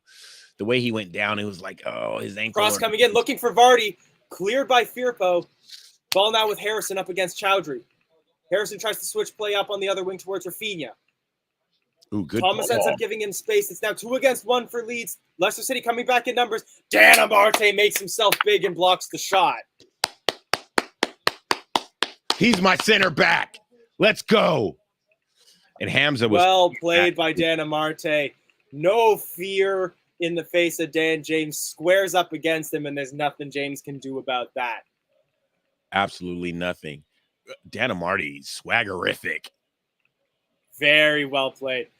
Honestly, our defense has stepped up this game. This has been a very good defensive match so far. The boys are playing with a little heart. Throwing their bodies in front of the ball. Ball now with Harrison on the outside. It's deflected off of Dan Amarte, and that'll be a corner kick. See, we got to do that. Like when the ball is coming from the outside and it's come to the top of the box. We've been letting off the last couple matches, backing off, but Dan Amarte steps up to the 18-yard line in a hurry, too. I love it. Big Dan defending. Sounds like a brand. Like I could picture that on the side of a panel van. Yeah, Big Dan defending. This broadcast is brought to you by Big Dan Defending. Corner is played long by Leeds. Header saved by Kasper Schmeichel at the near post. Oh, come on, Kasper. Catch that, bro. Rodrigo gets the header on target, but well saved by Schmeichel. Leeds play another cross in, and that is out for a corner kick. I believe that's the first shot on target of the match for either side, or first shot on target of the half by either side. And I want to bring up this comment by Kevin Robinson. I haven't seen Tielemans at all this half. Yeah, he's guarding the far post. He's absolutely doing nothing. Dewsbury Hall sets up Barnes. Barnes gets tackled. Throw into Leicester, and there he is. Exactly. We need to play the ball through the middle. We need some hold up play. We need Madison. Our Forest fan is back. You're gonna lose. There you go. Hey, buddy. I will say a little bit of credit to your team in all fairness. You managed to scrape out that draw against Sheffield United. Be honest in the chat. Do you think you're going to go up this season? Negative.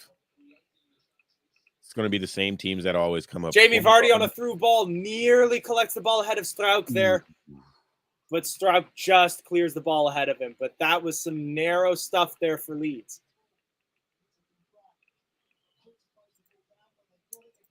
Jason Mills calling out Yuri here for his performance, that we've been off the pace this half.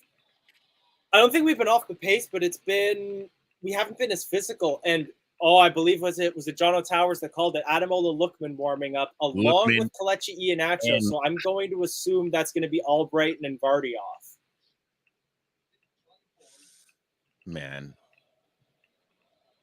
I don't know if Tielemans is. To me, Tielemans is not. Leeds United get another shot there. Another great save by Kasper Schmeichel. Kasper Schmeichel showing why he still starts in the Premier League there. Big save by Kasper. Now Leicester City look to break. Harvey Barnes in the center lays it off for Dewsbury Hall. Oh, my goodness. We were on our heels. Sorry, I said that Dewsbury Hall. That was Albrighton. And then a poor pass there. Was that Tielemans? Oh. Finds nobody but Melier there. Tielemans having a bit of a stinker this match. What I was going to say is Tielemans to me isn't magical like Matters is. I mean, Tielemans is good, but I'm not waiting for this moment of magic from Tielemans. He doesn't do it often enough for me. Just showing the ball going across there again, and it's a point-blank save on Rafinha by Schmeichel. They're keeping us in this match.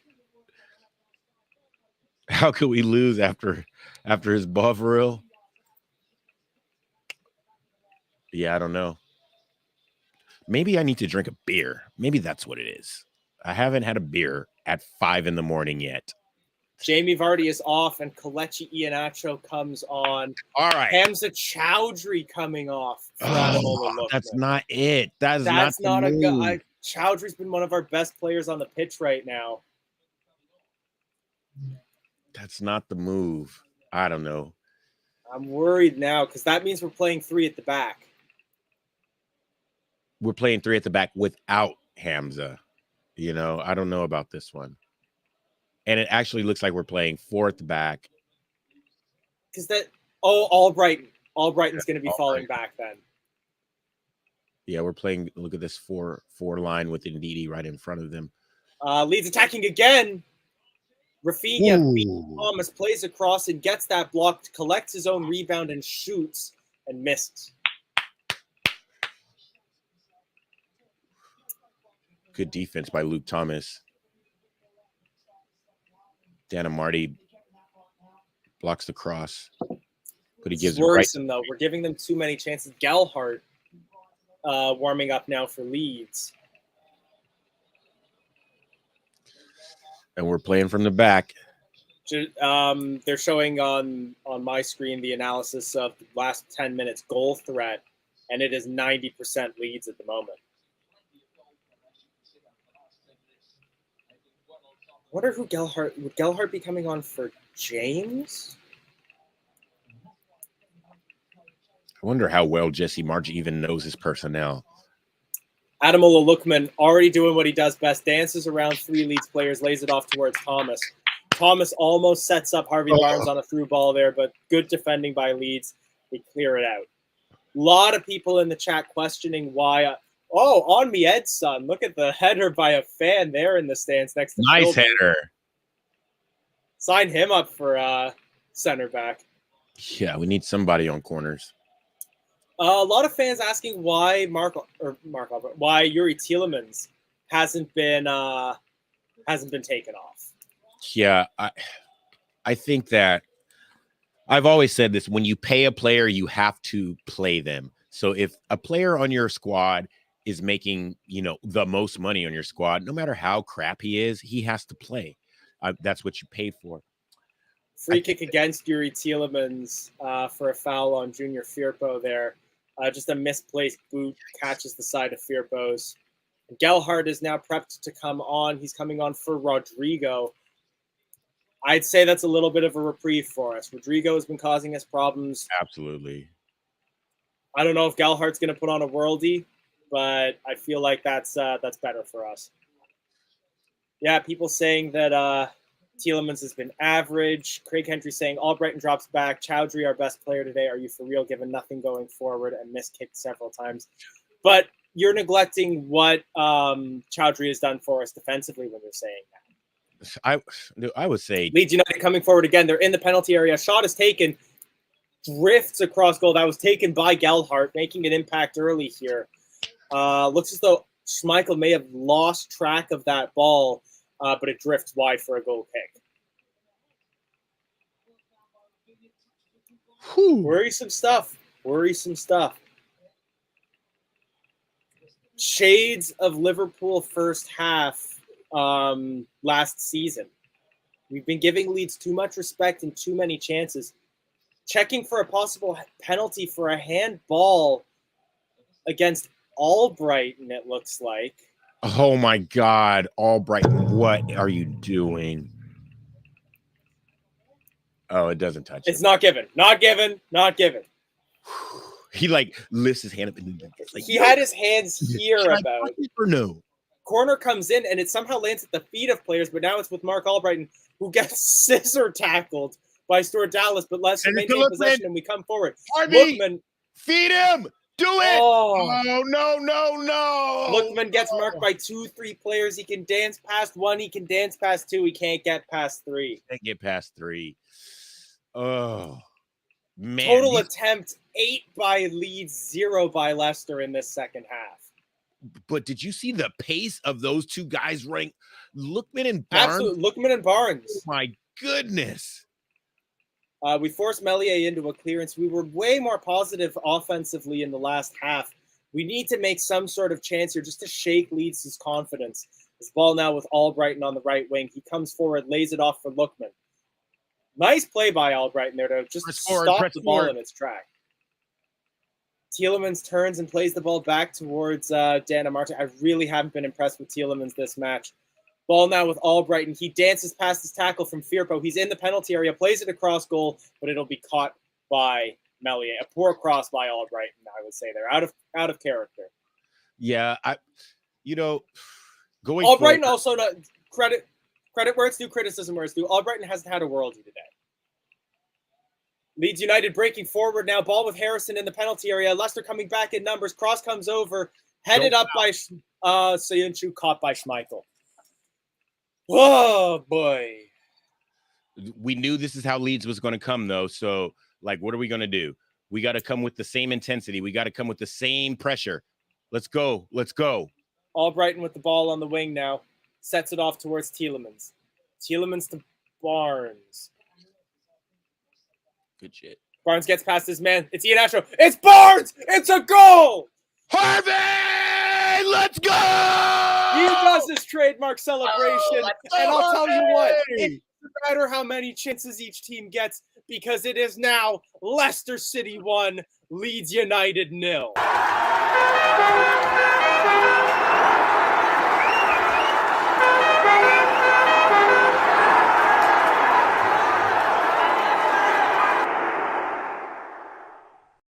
What a play. Linking up between Barnes and Lookman there. We were just complimenting them for how well they ran forward. And then Iheanacho as well does Iheanacho assist. And there's the celebration, as Jono does. You love to see it. You love to see it. I'm invading on the American party. Yeah, let's do it. North American party. Bring it in. I'm a little bit behind you, so I just saw the goal, but what a goal. Barnes has been absolutely sensational. So's Dewsbury Hall. Those two players, even though they've been crap this second, rubbish this second half. Those two players have always worked hard, and yeah, brilliant goal by Barnes. Well played by Barnes, and a fair bit of credit as well to Nacho there. Good eye to receive and play that ball with a one-time pass. It leaves the Leeds defense flat-footed, and Leicester City already regained possession, and we're coming forward again. Through ball looking for Harvey Barnes. Ooh, Millier comes out. Oh. Gray, thank you for the £2.49 super sticker. We greatly appreciate it. A luscious bit of play from Nick there. Where'd he go? Gray, more for Ukraine. I will add that to my note as well. And like I said, we'll pass that over to Phil to make sure that money can get to the right places. Automatically goes there, doesn't it? Automatically goes straight to, not Phil's pocket, goes to Leicester Fan TV's channel. Well, yes, but Phil being the administrator of the channel, I'll make sure that he can direct those funds to the Leicester City Red Cross. Phil's getting all the YouTube money. Dan Amarte passes the ball over towards Dewsbury Hall. Harvey Barnes, one-time pass with the outside of the boot. Amazing play there. And we come forward again through ball. Pushing it finds forward. Kelechi Iheanacho on the wing. He's onside. Offside. No. I want to see this picture again. He looks onside. No, he's offside. He's very offside. Well, okay. Which minute are you His on? hand is onside, and that's it. I'm on 68-010. So 68. Let me see. They're just doing a substitution right now. Forshaw on for Cleach. I'm at 69.05. Yeah. Okay, I'm way behind. I'm just going to do comments, I think. Should I do comments for you to watch the game? Sure, put your comments up. Yeah, Liam Batchelor donating £1.79. I will add that to the note as well. Thank you very much. If anyone does donate, we don't ever ask for money. We do this because we love Leicester. We do it because we love talking to you guys. We never do it for money, but it does help us grow. Fee with a 99p super sticker as well. Thank you so much. Who's warming up? Oh, Patrick Bamford. Yikes. Oh, not Bamford. He's the one player which I didn't want to see coming on. He scares me. But I think that Amarte can handle him. He's the Welbeck of Leeds. Right. Always scores. Always comes on and makes an impact. Right. He's the Chris Wood. To be honest, though, after the second half, would you take a draw? Negative. We're playing against Leeds. I need 3 points, baby. Gray, I thought I put Liam's up. I took the note of it, but thank you very much, Liam, as well for the £1.79. And since we scored a goal, I'm gonna crack a beer, but it's not a beer. It's 5 in the morning, isn't it? Yeah. Kegs, eggs. Yeah. Is that This is the kegs part. Is that what's it called? Like a hard seltzer, so it's alcoholic sparkling water. Yeah, it's alcoholic sparkling water. It has a little lime flavor. Calories. It's nice. I've had it. 0 calories, no sugar. It's the only drink it's really hard to get drunk off because you drink so much and you need a wee the whole night. Yeah, exactly. But if you drink like 4 of them, smashed. I feel like we need to come up with like an even earlier kegs and eggs for you when it's this early, something like Rise and Moonshine or something like that. Well, the Premier League over here, it's a running gag. So all rise, you get a coffee mug, I love that. That's smart marketing from them. Yeah, all rise, you get a coffee mug. My PO Mornings is the hashtag that they put all the pictures on and stuff like that. So it's kind of cool. Do you think Rodgers' changes were good then? Because as soon as he's made the change, we've looked more attacking, and Brighton changing position has obviously worked. He's going forward. So even though you're moaning and groaning, I think it's pulled out really well. No, that's what I said. We can't play we can't play 5, we can't play 3, we can't have wingbacks. We have to play with just 2 central defenders and push everyone forward. We have to. Go ahead, Elijah. I was going to say it's one of those things. I didn't think they were the right changes when they were made, but at the end of the day, it's the result that matters most, and the result is working for us. As Dewsbury Hall plays a cross in, blocked by Firpo, and it's out for a corner. And Lookman had to get on the pitch at some point in this match. We can't continue. 100%. Yeah, we can't have this guy on loan and not play him. He's just too good. He's too. I mean, I was going to say the thing that surprised me is because I know I'm the head of the Mark Albrighton fan club.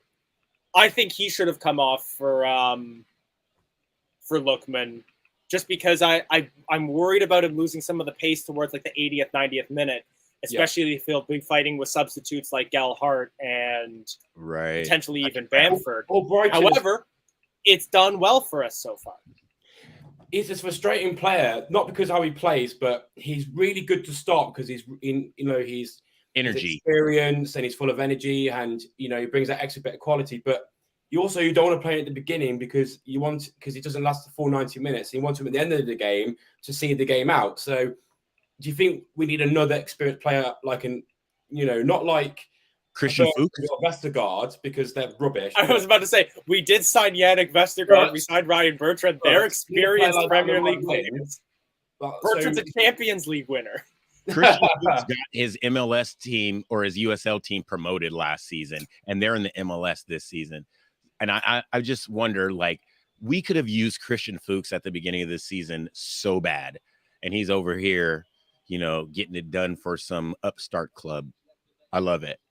Repping the Carolinas. Vardy's going over to the US when he's retired with his new American team. Yeah. I've been seeing him post that. Now, I'm intrigued to see. I don't know if that team will be going into the MLS because it's a USL team, right? Right. They have to. You got to get your crowd up and you get your money up. You don't really get promoted by how good you are. You get promoted by like how many fans you can bring in the stadium. But like how big is the market in Rochester? Yeah, that's another thing. How big is the market in Rochester? So there's already a couple clubs in New York, and there's also a couple Ohio clubs that aren't too far from East New York, or West New York, sorry. Yuri Tielemans receives a beautiful through ball and can't control it, and it gives Leeds time to come back. But we maintain possession. Back and forth between Lookman and Tielemans. Tielemans now has the ball at the corner. His man goes down. He maintains possession, and then Albrighton comes in to help. He holds the ball up near the corner flag. What a play by Mark Albrighton to play the ball back towards Tielemans, but I think he just misplaced his pass. And Leeds has it back. Oh, but Leeds misplaced their pass, and it's going to be it's a free kick to Leeds. Why? I don't know why. After all the commotion going on, Leeds gets, of course, it's Wilf who gets called. I was about to say they show Wilf and Didi on screen. He's so good, but he's annoyingly causes fouls. He's so good. What? That's not a foul. I was just remembering Leeds making their third substitution here, and it's Harrison for Roberts, so that means no Bamford today. Nice. I don't know too much about Roberts. Is he an American? I agree with Anthony. Ever since this second half of the season, especially, Wilf's coming off. I think that's really good. Happy Mendy coming back. Yeah, let's go. Yeah, after his AFCON performance, he definitely deserves let's go. So overdue. So overdue. I hope we can keep him at the end of the season because I like Pappy Mendy. I don't think we will because he's not in his plans, is he? He's not in Rodgers' plans. Like he didn't play in the Conference League in the second round against Randers because we're going to win that game regardless, and he didn't play in. But I didn't think because we weren't able to re-register our squad for Europe. Yes, that's the reason why. I just don't think he's nice pass. But yeah, and then a lot of people still saying like, how is Tielemans still on? I think the only reason is just like after giving away that foul as well. Yeah. I think they might be worried about Ndidi taking a second booking. Yeah, absolutely. He's got a little too much energy. He needs to sit down. I can't put Dave's comment up, but I agree with his performance today. Yeah, Tielemans, I like the guy, but just he's definitely been off of it today. He's got one foot out the door. Leeds United coming forward now. It's with Harrison, and Soyuncu does a good job of coming back and getting the ball there in a bad collision there. That's going to be a foul on Amarty because he does a karate kick, and was that Roberts? Collision of feet there between Roberts and Amarte. I think Amarty gets the ball. The collision is between the feet themselves, which is good because it means that nobody took any cleats to a part of the body, but that's going to be jarring for the knees, for the hamstrings. Yeah, Roberts is grabbing his hamstring. We are in the... I'm in the 77th minute at the moment. 77, 10, 11, 12. It's showing that, Harvey Barnes, he nutmegs. And Melia gets Gayling there. and the crowd just explodes. I love when goals go in and you see the background and the crowd just goes. Oh, it's an frustrating opener. because Tielemans has parts of magic, like against Brentford where he scores that mad goal in the top right corner, but then he has so many games where he just doesn't do anything. Yeah, it's not magical to me. It's a fluke to me. No, it's not. No, magic is what Madison does. To me, magic is what Madison does. Like, yeah, I agree. Madison's crappy game, all game, every game, and then puts one in the top corner, and then like 5 minutes later puts another one. Like he feels it. He conjures it. When we really, really need it, and then he comes off and does a amazing interview. That's magical to me. What Tielemans does is like fluky. And for some reason, they love him at Belgium, and he's looking for this big contract. I don't know why he's looking for this big contract if he's not going to give 100% right now, because the form he's in and what he's shown this season does not warrant, to me, being sold for 60, 70 million. It just doesn't. I want to address your Tielemans comments, and there's a great comment that just made me chuckle that I need to put up on screen. The thing with Tielemans is I think it's really harsh on him to call him fluking when he does well, because we know that there's a talent in there, and I think it's retroactive to say that about him after what he's done for us. You know what? I'm just mad he wants to leave. That's why. Exactly. I think it comes down to the fact that his head's gone. Yeah, I'm just mad. It's annoying that he's not using his ability that he knows he can do. Again, with Leicester, he knows he's going to get game time because he's Yuri Tielemans, but I don't feel he's warranted to start. I think Dewsbury and Madison are the perfect pairing in midfield. Dewsbury does the hard work, labour, and running around, and Madison does the creative side. I think that's the perfect midfield duo for Leicester at the moment. So let's not forget that it's probably not a tactical decision that Madison was benched today. He hurt his hamstring. Yeah, and Yuri is durable. If you really think about it, he plays every game, all game. And big tackle by Dewsbury Hall there. Hacks down Stuart Dallas. Well, Dave, I love your comments, but I just can't bring them up on the screen. Dave, edit yourself. Just edit yourself. Come on. To close the Tielemans debate, Dave Hill saying Tilly next Harry Maguire. I'd almost sooner say Tilly next Chilwell. I think or with Mahrez. No, he's not. I don't think he's dropped tools the same way that Mahrez did. It's close, but not quite. And then finally, this just made me laugh so much. Was I seeing the profile picture? I think this is CK. Does Rogers just look at the bench and go, "Oh, forgot about you. You'll do." Yes. Yes. Yeah.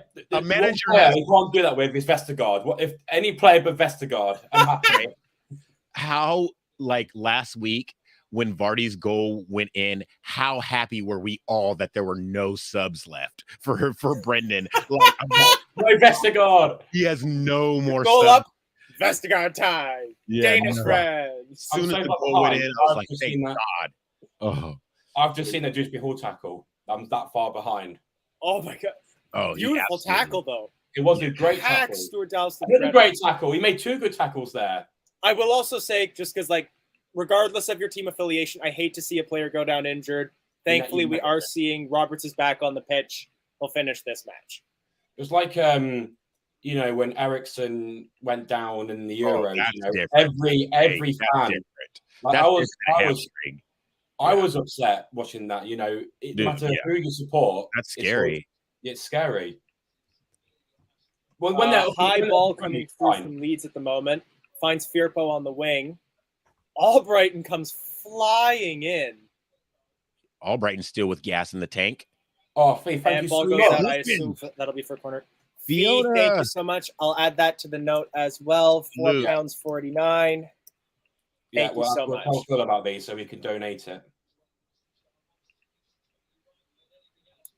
Just for the record, I'll do a quick tally of how much has been raised so far. That calculator out. As the corner comes in from Rafinha, played low, header by Leeds, wide of the net. Whew. Why can't we get ahead on the ball before anyone else does? Oh, let me know how much is let me know how much has been done, Elijah. So you can do a ticker at the bottom. Yep, I'm just tallying that up right now. Almost done. Oh, that's a good idea. £4.49. We have raised £28.75. Nice. £28.75 raised. Also, Fee, since you put in that late, I promised you some exciting London news. Nice. Albright still with gas in the tank. I will not be doing the watch-along for Leicester City versus Aston Villa on April 23rd because I'm going to Leicester. Hey! I got the time booked off from my work. I will be booking my flights and hotel. I'll be staying in London, but I'll be coming to Leicester for the match day. Oh, don't stay. And I'll be in London for the week. Leicester's so much cheaper to stay in, though. Oh, I know. I've been looking at the cost. This is especially because like post-COVID, the travel costs have also gone up. Yeah. It's my it's basically my vacation budget for 2019, 2020, and 2021 is all going into this trip. Yeah, and I can't see you.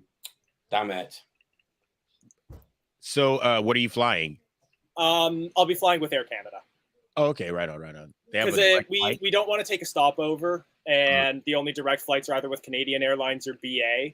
And BA, just because of the difference between the pound and the Canadian dollar, is way more expensive. Yeah, it's like $1,100. Yeah, like it's like I think $800-900 Canadian round trip Air Canada, and then British Airways it's like $1,300-1,400. So I don't get this either because with Lookman, I always go back to the Liverpool goal when he ran at Liverpool's defense. He got that stunning goal. Why doesn't he run with it? Why does he always have to shield it or pass back or whatever? Well, this is what I would say. When the ball is coming from the back line to him, a lot of times it isn't in space or through. You can see that his defender is sticking to him. But when he gets the ball in space, he turns and push. When he gets the ball in space, Lookman turns and pushes. Here he goes with the ball right here. I think thinking of that guy who's holding his leg with the one with the man bun. Ailing? I would assume that's Ailing. Yeah, because Ailing got hacked down. Roberts. The number 11. Oh, yeah, sorry, that was Roberts. Is he come off? No, he's back. He stayed on. Okay, he looks a bit like he's hobbling. Lee, I'm just seeing your comments. Yes, so this is it'll be my second time in the United Kingdom. I've been to London before, but this will be my first ever time in Leicester. Oh, so you haven't seen the Kingdom? Oh, you have been in the UK before. I went to London for a week. It was I worked 2 jobs when I was in university, and that was like my congratulations, you graduated. Here's my gift to myself. Nice. But I only went to London. Leicester were actually playing West Ham that week, and the match had sold out by the time I knew I was going. Oh. But this time, like, I'm a Fox member of the club. I have Fox Plus membership, so I'll be buying my ticket the day they become available. Yep, that's how you have to do it. Get your membership, and when the tickets go on, be online right then and there. That's the only way to do it. And honestly, isn't it? There's always tickets available. You could have probably went to that West Ham game, really. You could just show up to the grounds. I should have tried just going to the ground. I looked online, and the only thing I could find was it was the back row of London Stadium, and it was £90 a ticket. Yikes. And again, just like Canadian dollar's terrible, that would be like $180 to say. And I just didn't think sorry, Ian Acho almost in there on a blue ball. Oh, just gets tackled, but it looks as though he was offside anyways. Was he? Okay. I don't know who this referee is, but he's having a blinder. There's a foul on Tielemans. He's offside. He is offside. He's offside. Come on, Nacho. Ivan, I believe you're tuning in from Sierra Leone. Yeah, that's my guy, Ivan. Yo, what's up, Ivan? How you doing, brother? Imagine if we have 2 wins in a row, 2 clean sheets in a row, at home and away in a row. That'll be so important for the confidence. But Leeds coming forward again and challenging. But Kasper Schmeichel makes himself big and catches that ball. Hey, in Sierra Leone, Ivan, he is like the ambassador for Leicester City in Africa and Sierra Leone. He takes the pub or the gathering spot where everyone is and puts the game on TV however he can. He like puts the Premier League table on the chalkboard and he's like the ambassador for Leicester in Sierra Leone. Big ups to Ivan. Yeah, Ivan, correct me if I'm wrong, but I believe you hosted in a movie theater, right? Yeah, it's tight, dude. It's Leicester tight. City coming forward again. Lookman has acres of space. Oh, look, man, just shoot it. Just shoot it. Lays it off for Barnes. Blocked. Why does he not shoot it? Why does he try to switch it over to his other leg? Why? Owen just put Schmeichel. What's happened? A great save.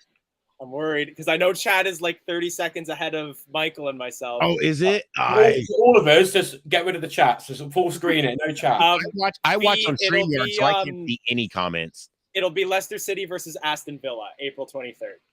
Nice. Oh, yeah. Leeds United coming forward, ball now with Rafinha. He has to take that shot at the 18-yard box. Ball now with Nacho. Nacho holding. He lays it off towards Lookman. Lookman finds Tielemans. Very nice. Nice. Tielemans. He doesn't have the gas. Mark Albrighton stops the good interception there from Leeds trying to clear their lines. Oh, but it's blocked. Albrighton with the ball again now on the way. I think Kevin's trolling. We've made it big enough that now people are trolling in the chat. I think Albrighton can play 90 minutes consistently. Kevin, no trolling, please. Kevin! That's so funny. And Leicester City coming forward again. Not look like a mark with a C. Excellent layup. 1-2, Iheanacho Barnes.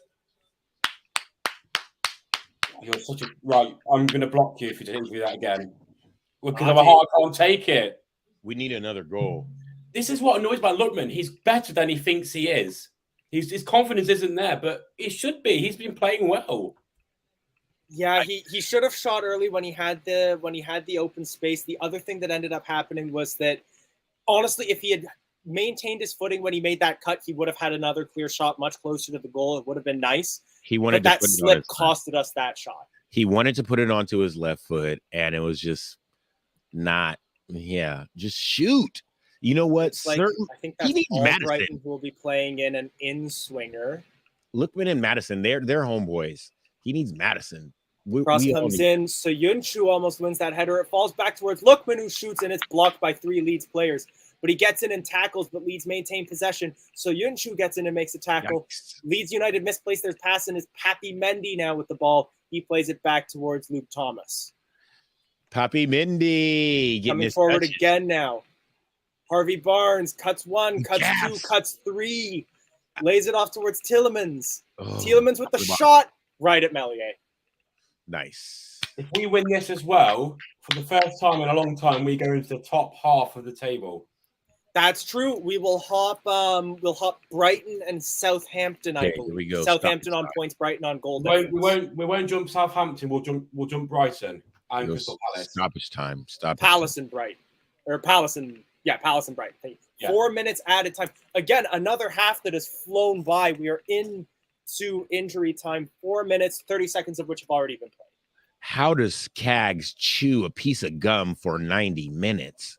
Wow. That must have no flavor. That must have zero flavor. It's the baseball blood in him. Like you see, like the baseball managers chewing gum. And Brendan too. I think he's just like. Brendan's always. Was it Arson? Was it what was his face? Ferguson always chew. Oh, Sir Alex Ferguson always chew gum. When he was, you see him on the side, it was going. Brendan as well, though. I've been seeing a lot of that from Brendan too. They're just showing a bit of a super montage of Kasper Schmeichel. Who'll be your man of the match? Who's your man of the match though so far? I'm almost scared to start asking about man of the match because I don't want to jinx things, but Kasper's up there. It's Kasper Peter Schmeichel. Would be man up of the match is Peter Schmeichel for that scarf. He looks warm as hell. What scarf is it? Kasper would be up there. I think with a lesser goalkeeper, it'd be 1-1 or 2-1 Leeds. Here's my Dana Marte. Let's go. Dana Marte, I think, would be in the short list. Dewsbury Hall, I'm seeing Cags has been awesome. Harvey Cags is also. Cags, I wouldn't give man of the match, but like if we could give like most improved player awards, Cags would be in there. Cags was phenomenal against Burnley. Wow. And but Papi Mendy just gets shoved over. I was about to say I wasn't sure which player that was, but he's the defender. Is it a foul if you have the ball and push the guy over that's defending you? Pappy Mendy gets shoved over like a Best Buy employee on Boxing Day. Like a bobble toy. Just like, get away. Cross comes in from Leeds. Leeds packing the penalty area right now. Headed away by my center back. Dewsbury Hall gets tackled and Leeds look to come forward yet again. Get up, get up, get up. Ball now with Dan James and was that Dewsbury Hall or Albrighton? Mark Albrighton. That's my guy. Makes a challenge. I think Dave has got a new award, the flop of the match, and we can all agree that it's just one player. Yeah, I hate to hate on players, but this has been a poor match from you. He's been poor. He's done when I was watching the match, he's not doing anything. He's not. He's just Pappy Mendy and Ademola Lookman do a great job of marking in on their players, and they not only win the ball, but they win a throw into a free kick even that will be taken by the one and only Mark Albright. Throw in. March is always a great month. This match will build our confidence. I was the one that said it. I think it was in one of Jamie's shows. Late European push could be coming. Late European push. I mean, if we don't go to the final of the European Conference League. Oh, apparently it's full time, I think. Could be at 93-47, headed away. Ball then falls to someone with a man bun. I think that was Strauch. Big tackle there by Ademola Lookman. And that's the whistle. Let's go. Ends the match by absolutely flipping Dan James cleats overhead. And what a way to start March with a second straight win, a second straight clean sheet against two tricky teams. Leeds get no new manager bounce there. Burnley get no joy at Turf Moor. 2 clean sheets in a row. That's my Foxes right there. We've had so much disappointment. To build up a football team. Takes Thailand, now he's one of our own. Look back. We counter-attack. Champions of England, you made us sing that. Yeah! Let's go! It's late enough in the morning, I'll sing. Why not? I'm waking everybody. Leeds were not poor. I thought Leeds were very dangerous. Honestly, I was going to say that Leeds have been very poor over the last few months. That was one of Leeds' best performances since I would say January. Casper saved us with some great saves at the line. Dana Marty, oh my goodness. What a revelation. Who knew? He's our best center back. Who knew? Who? I didn't. We thought he was good on the wing. He's been at the club for a long time, and he's never been in the middle. And now he's just winning every header that Casper doesn't want to come out and collect. Let's go. We have won by the power of Bovril. Let's go. New proposal. Whoever works at Bovril, get involved. Let's get Bovril as the sleeve sponsor next season. Yeah, let's go. All right, just to let you know, Bovril is a meat or yeast extract. Gross. Oh, yeast. I don't like the taste of yeast-based stuff. It's the same with Marmite. I know Marmite, yeast-based spread. I'm firmly in the no camp on Marmite. Yeah, English cuisine is crazy, bro. And I'm there's English stuff that I love.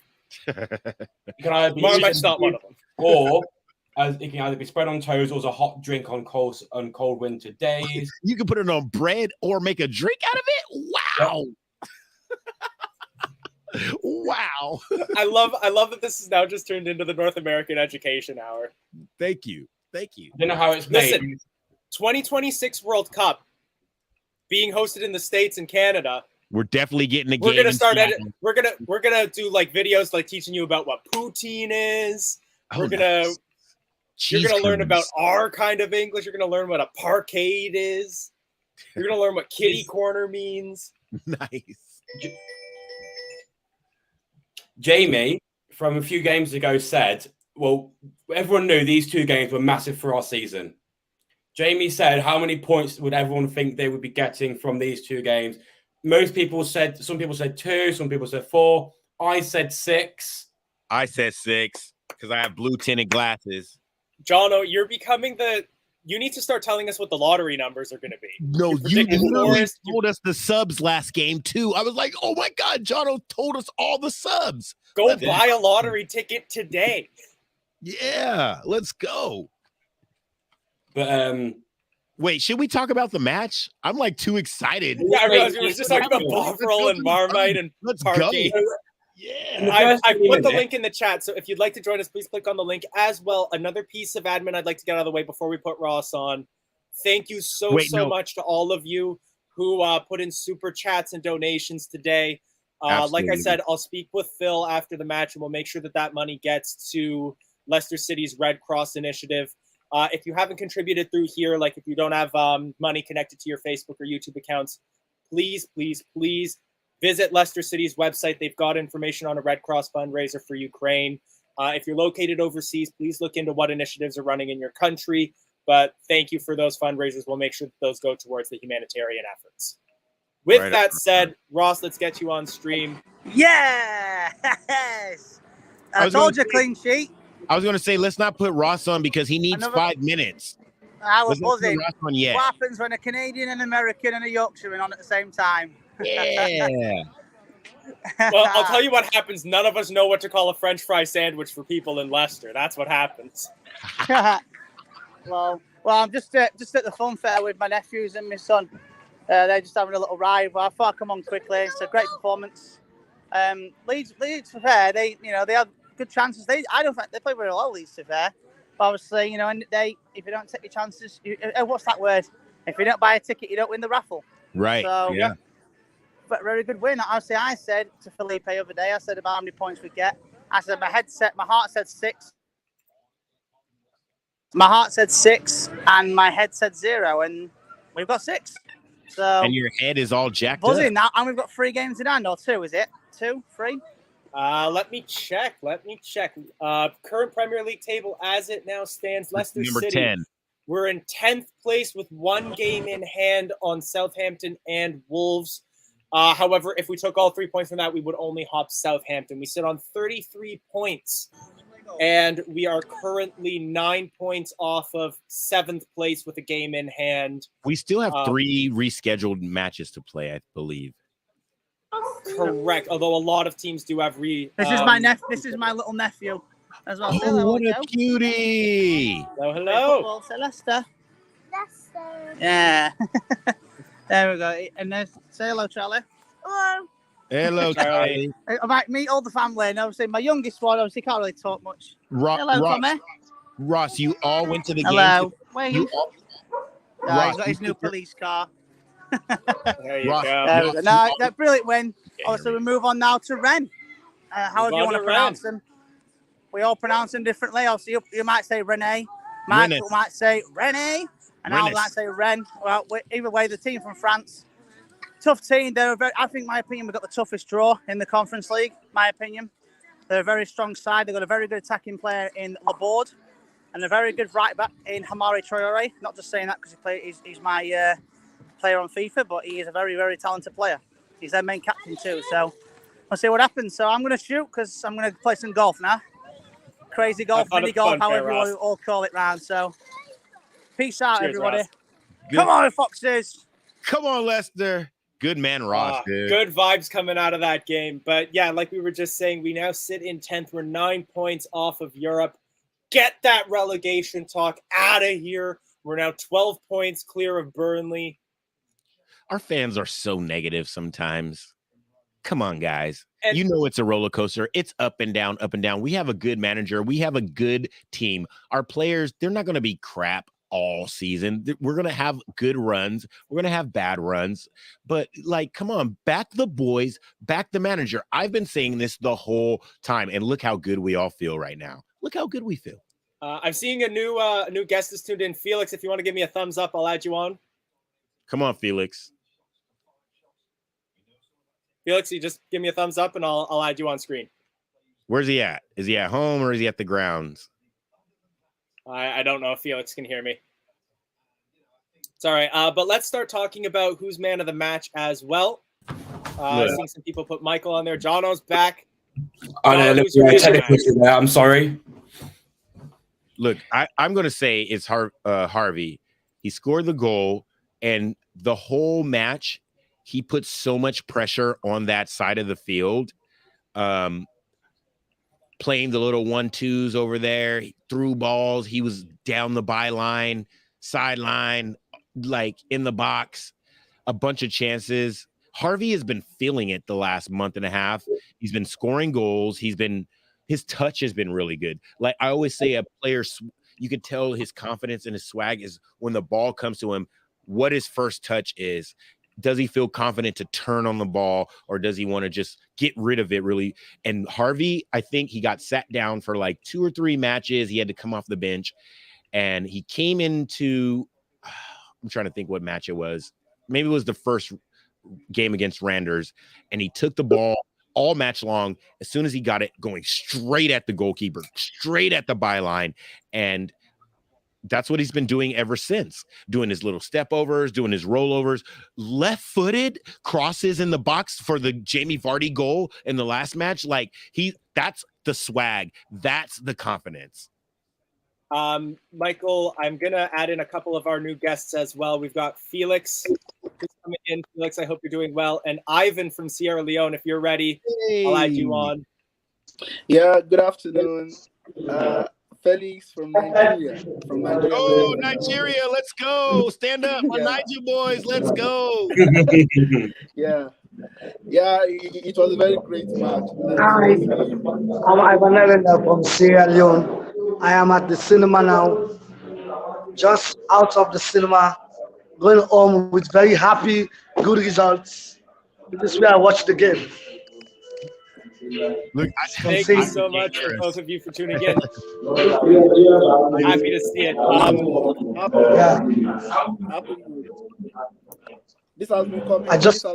This is the cinema I watch. For a while, and I'm just so happy.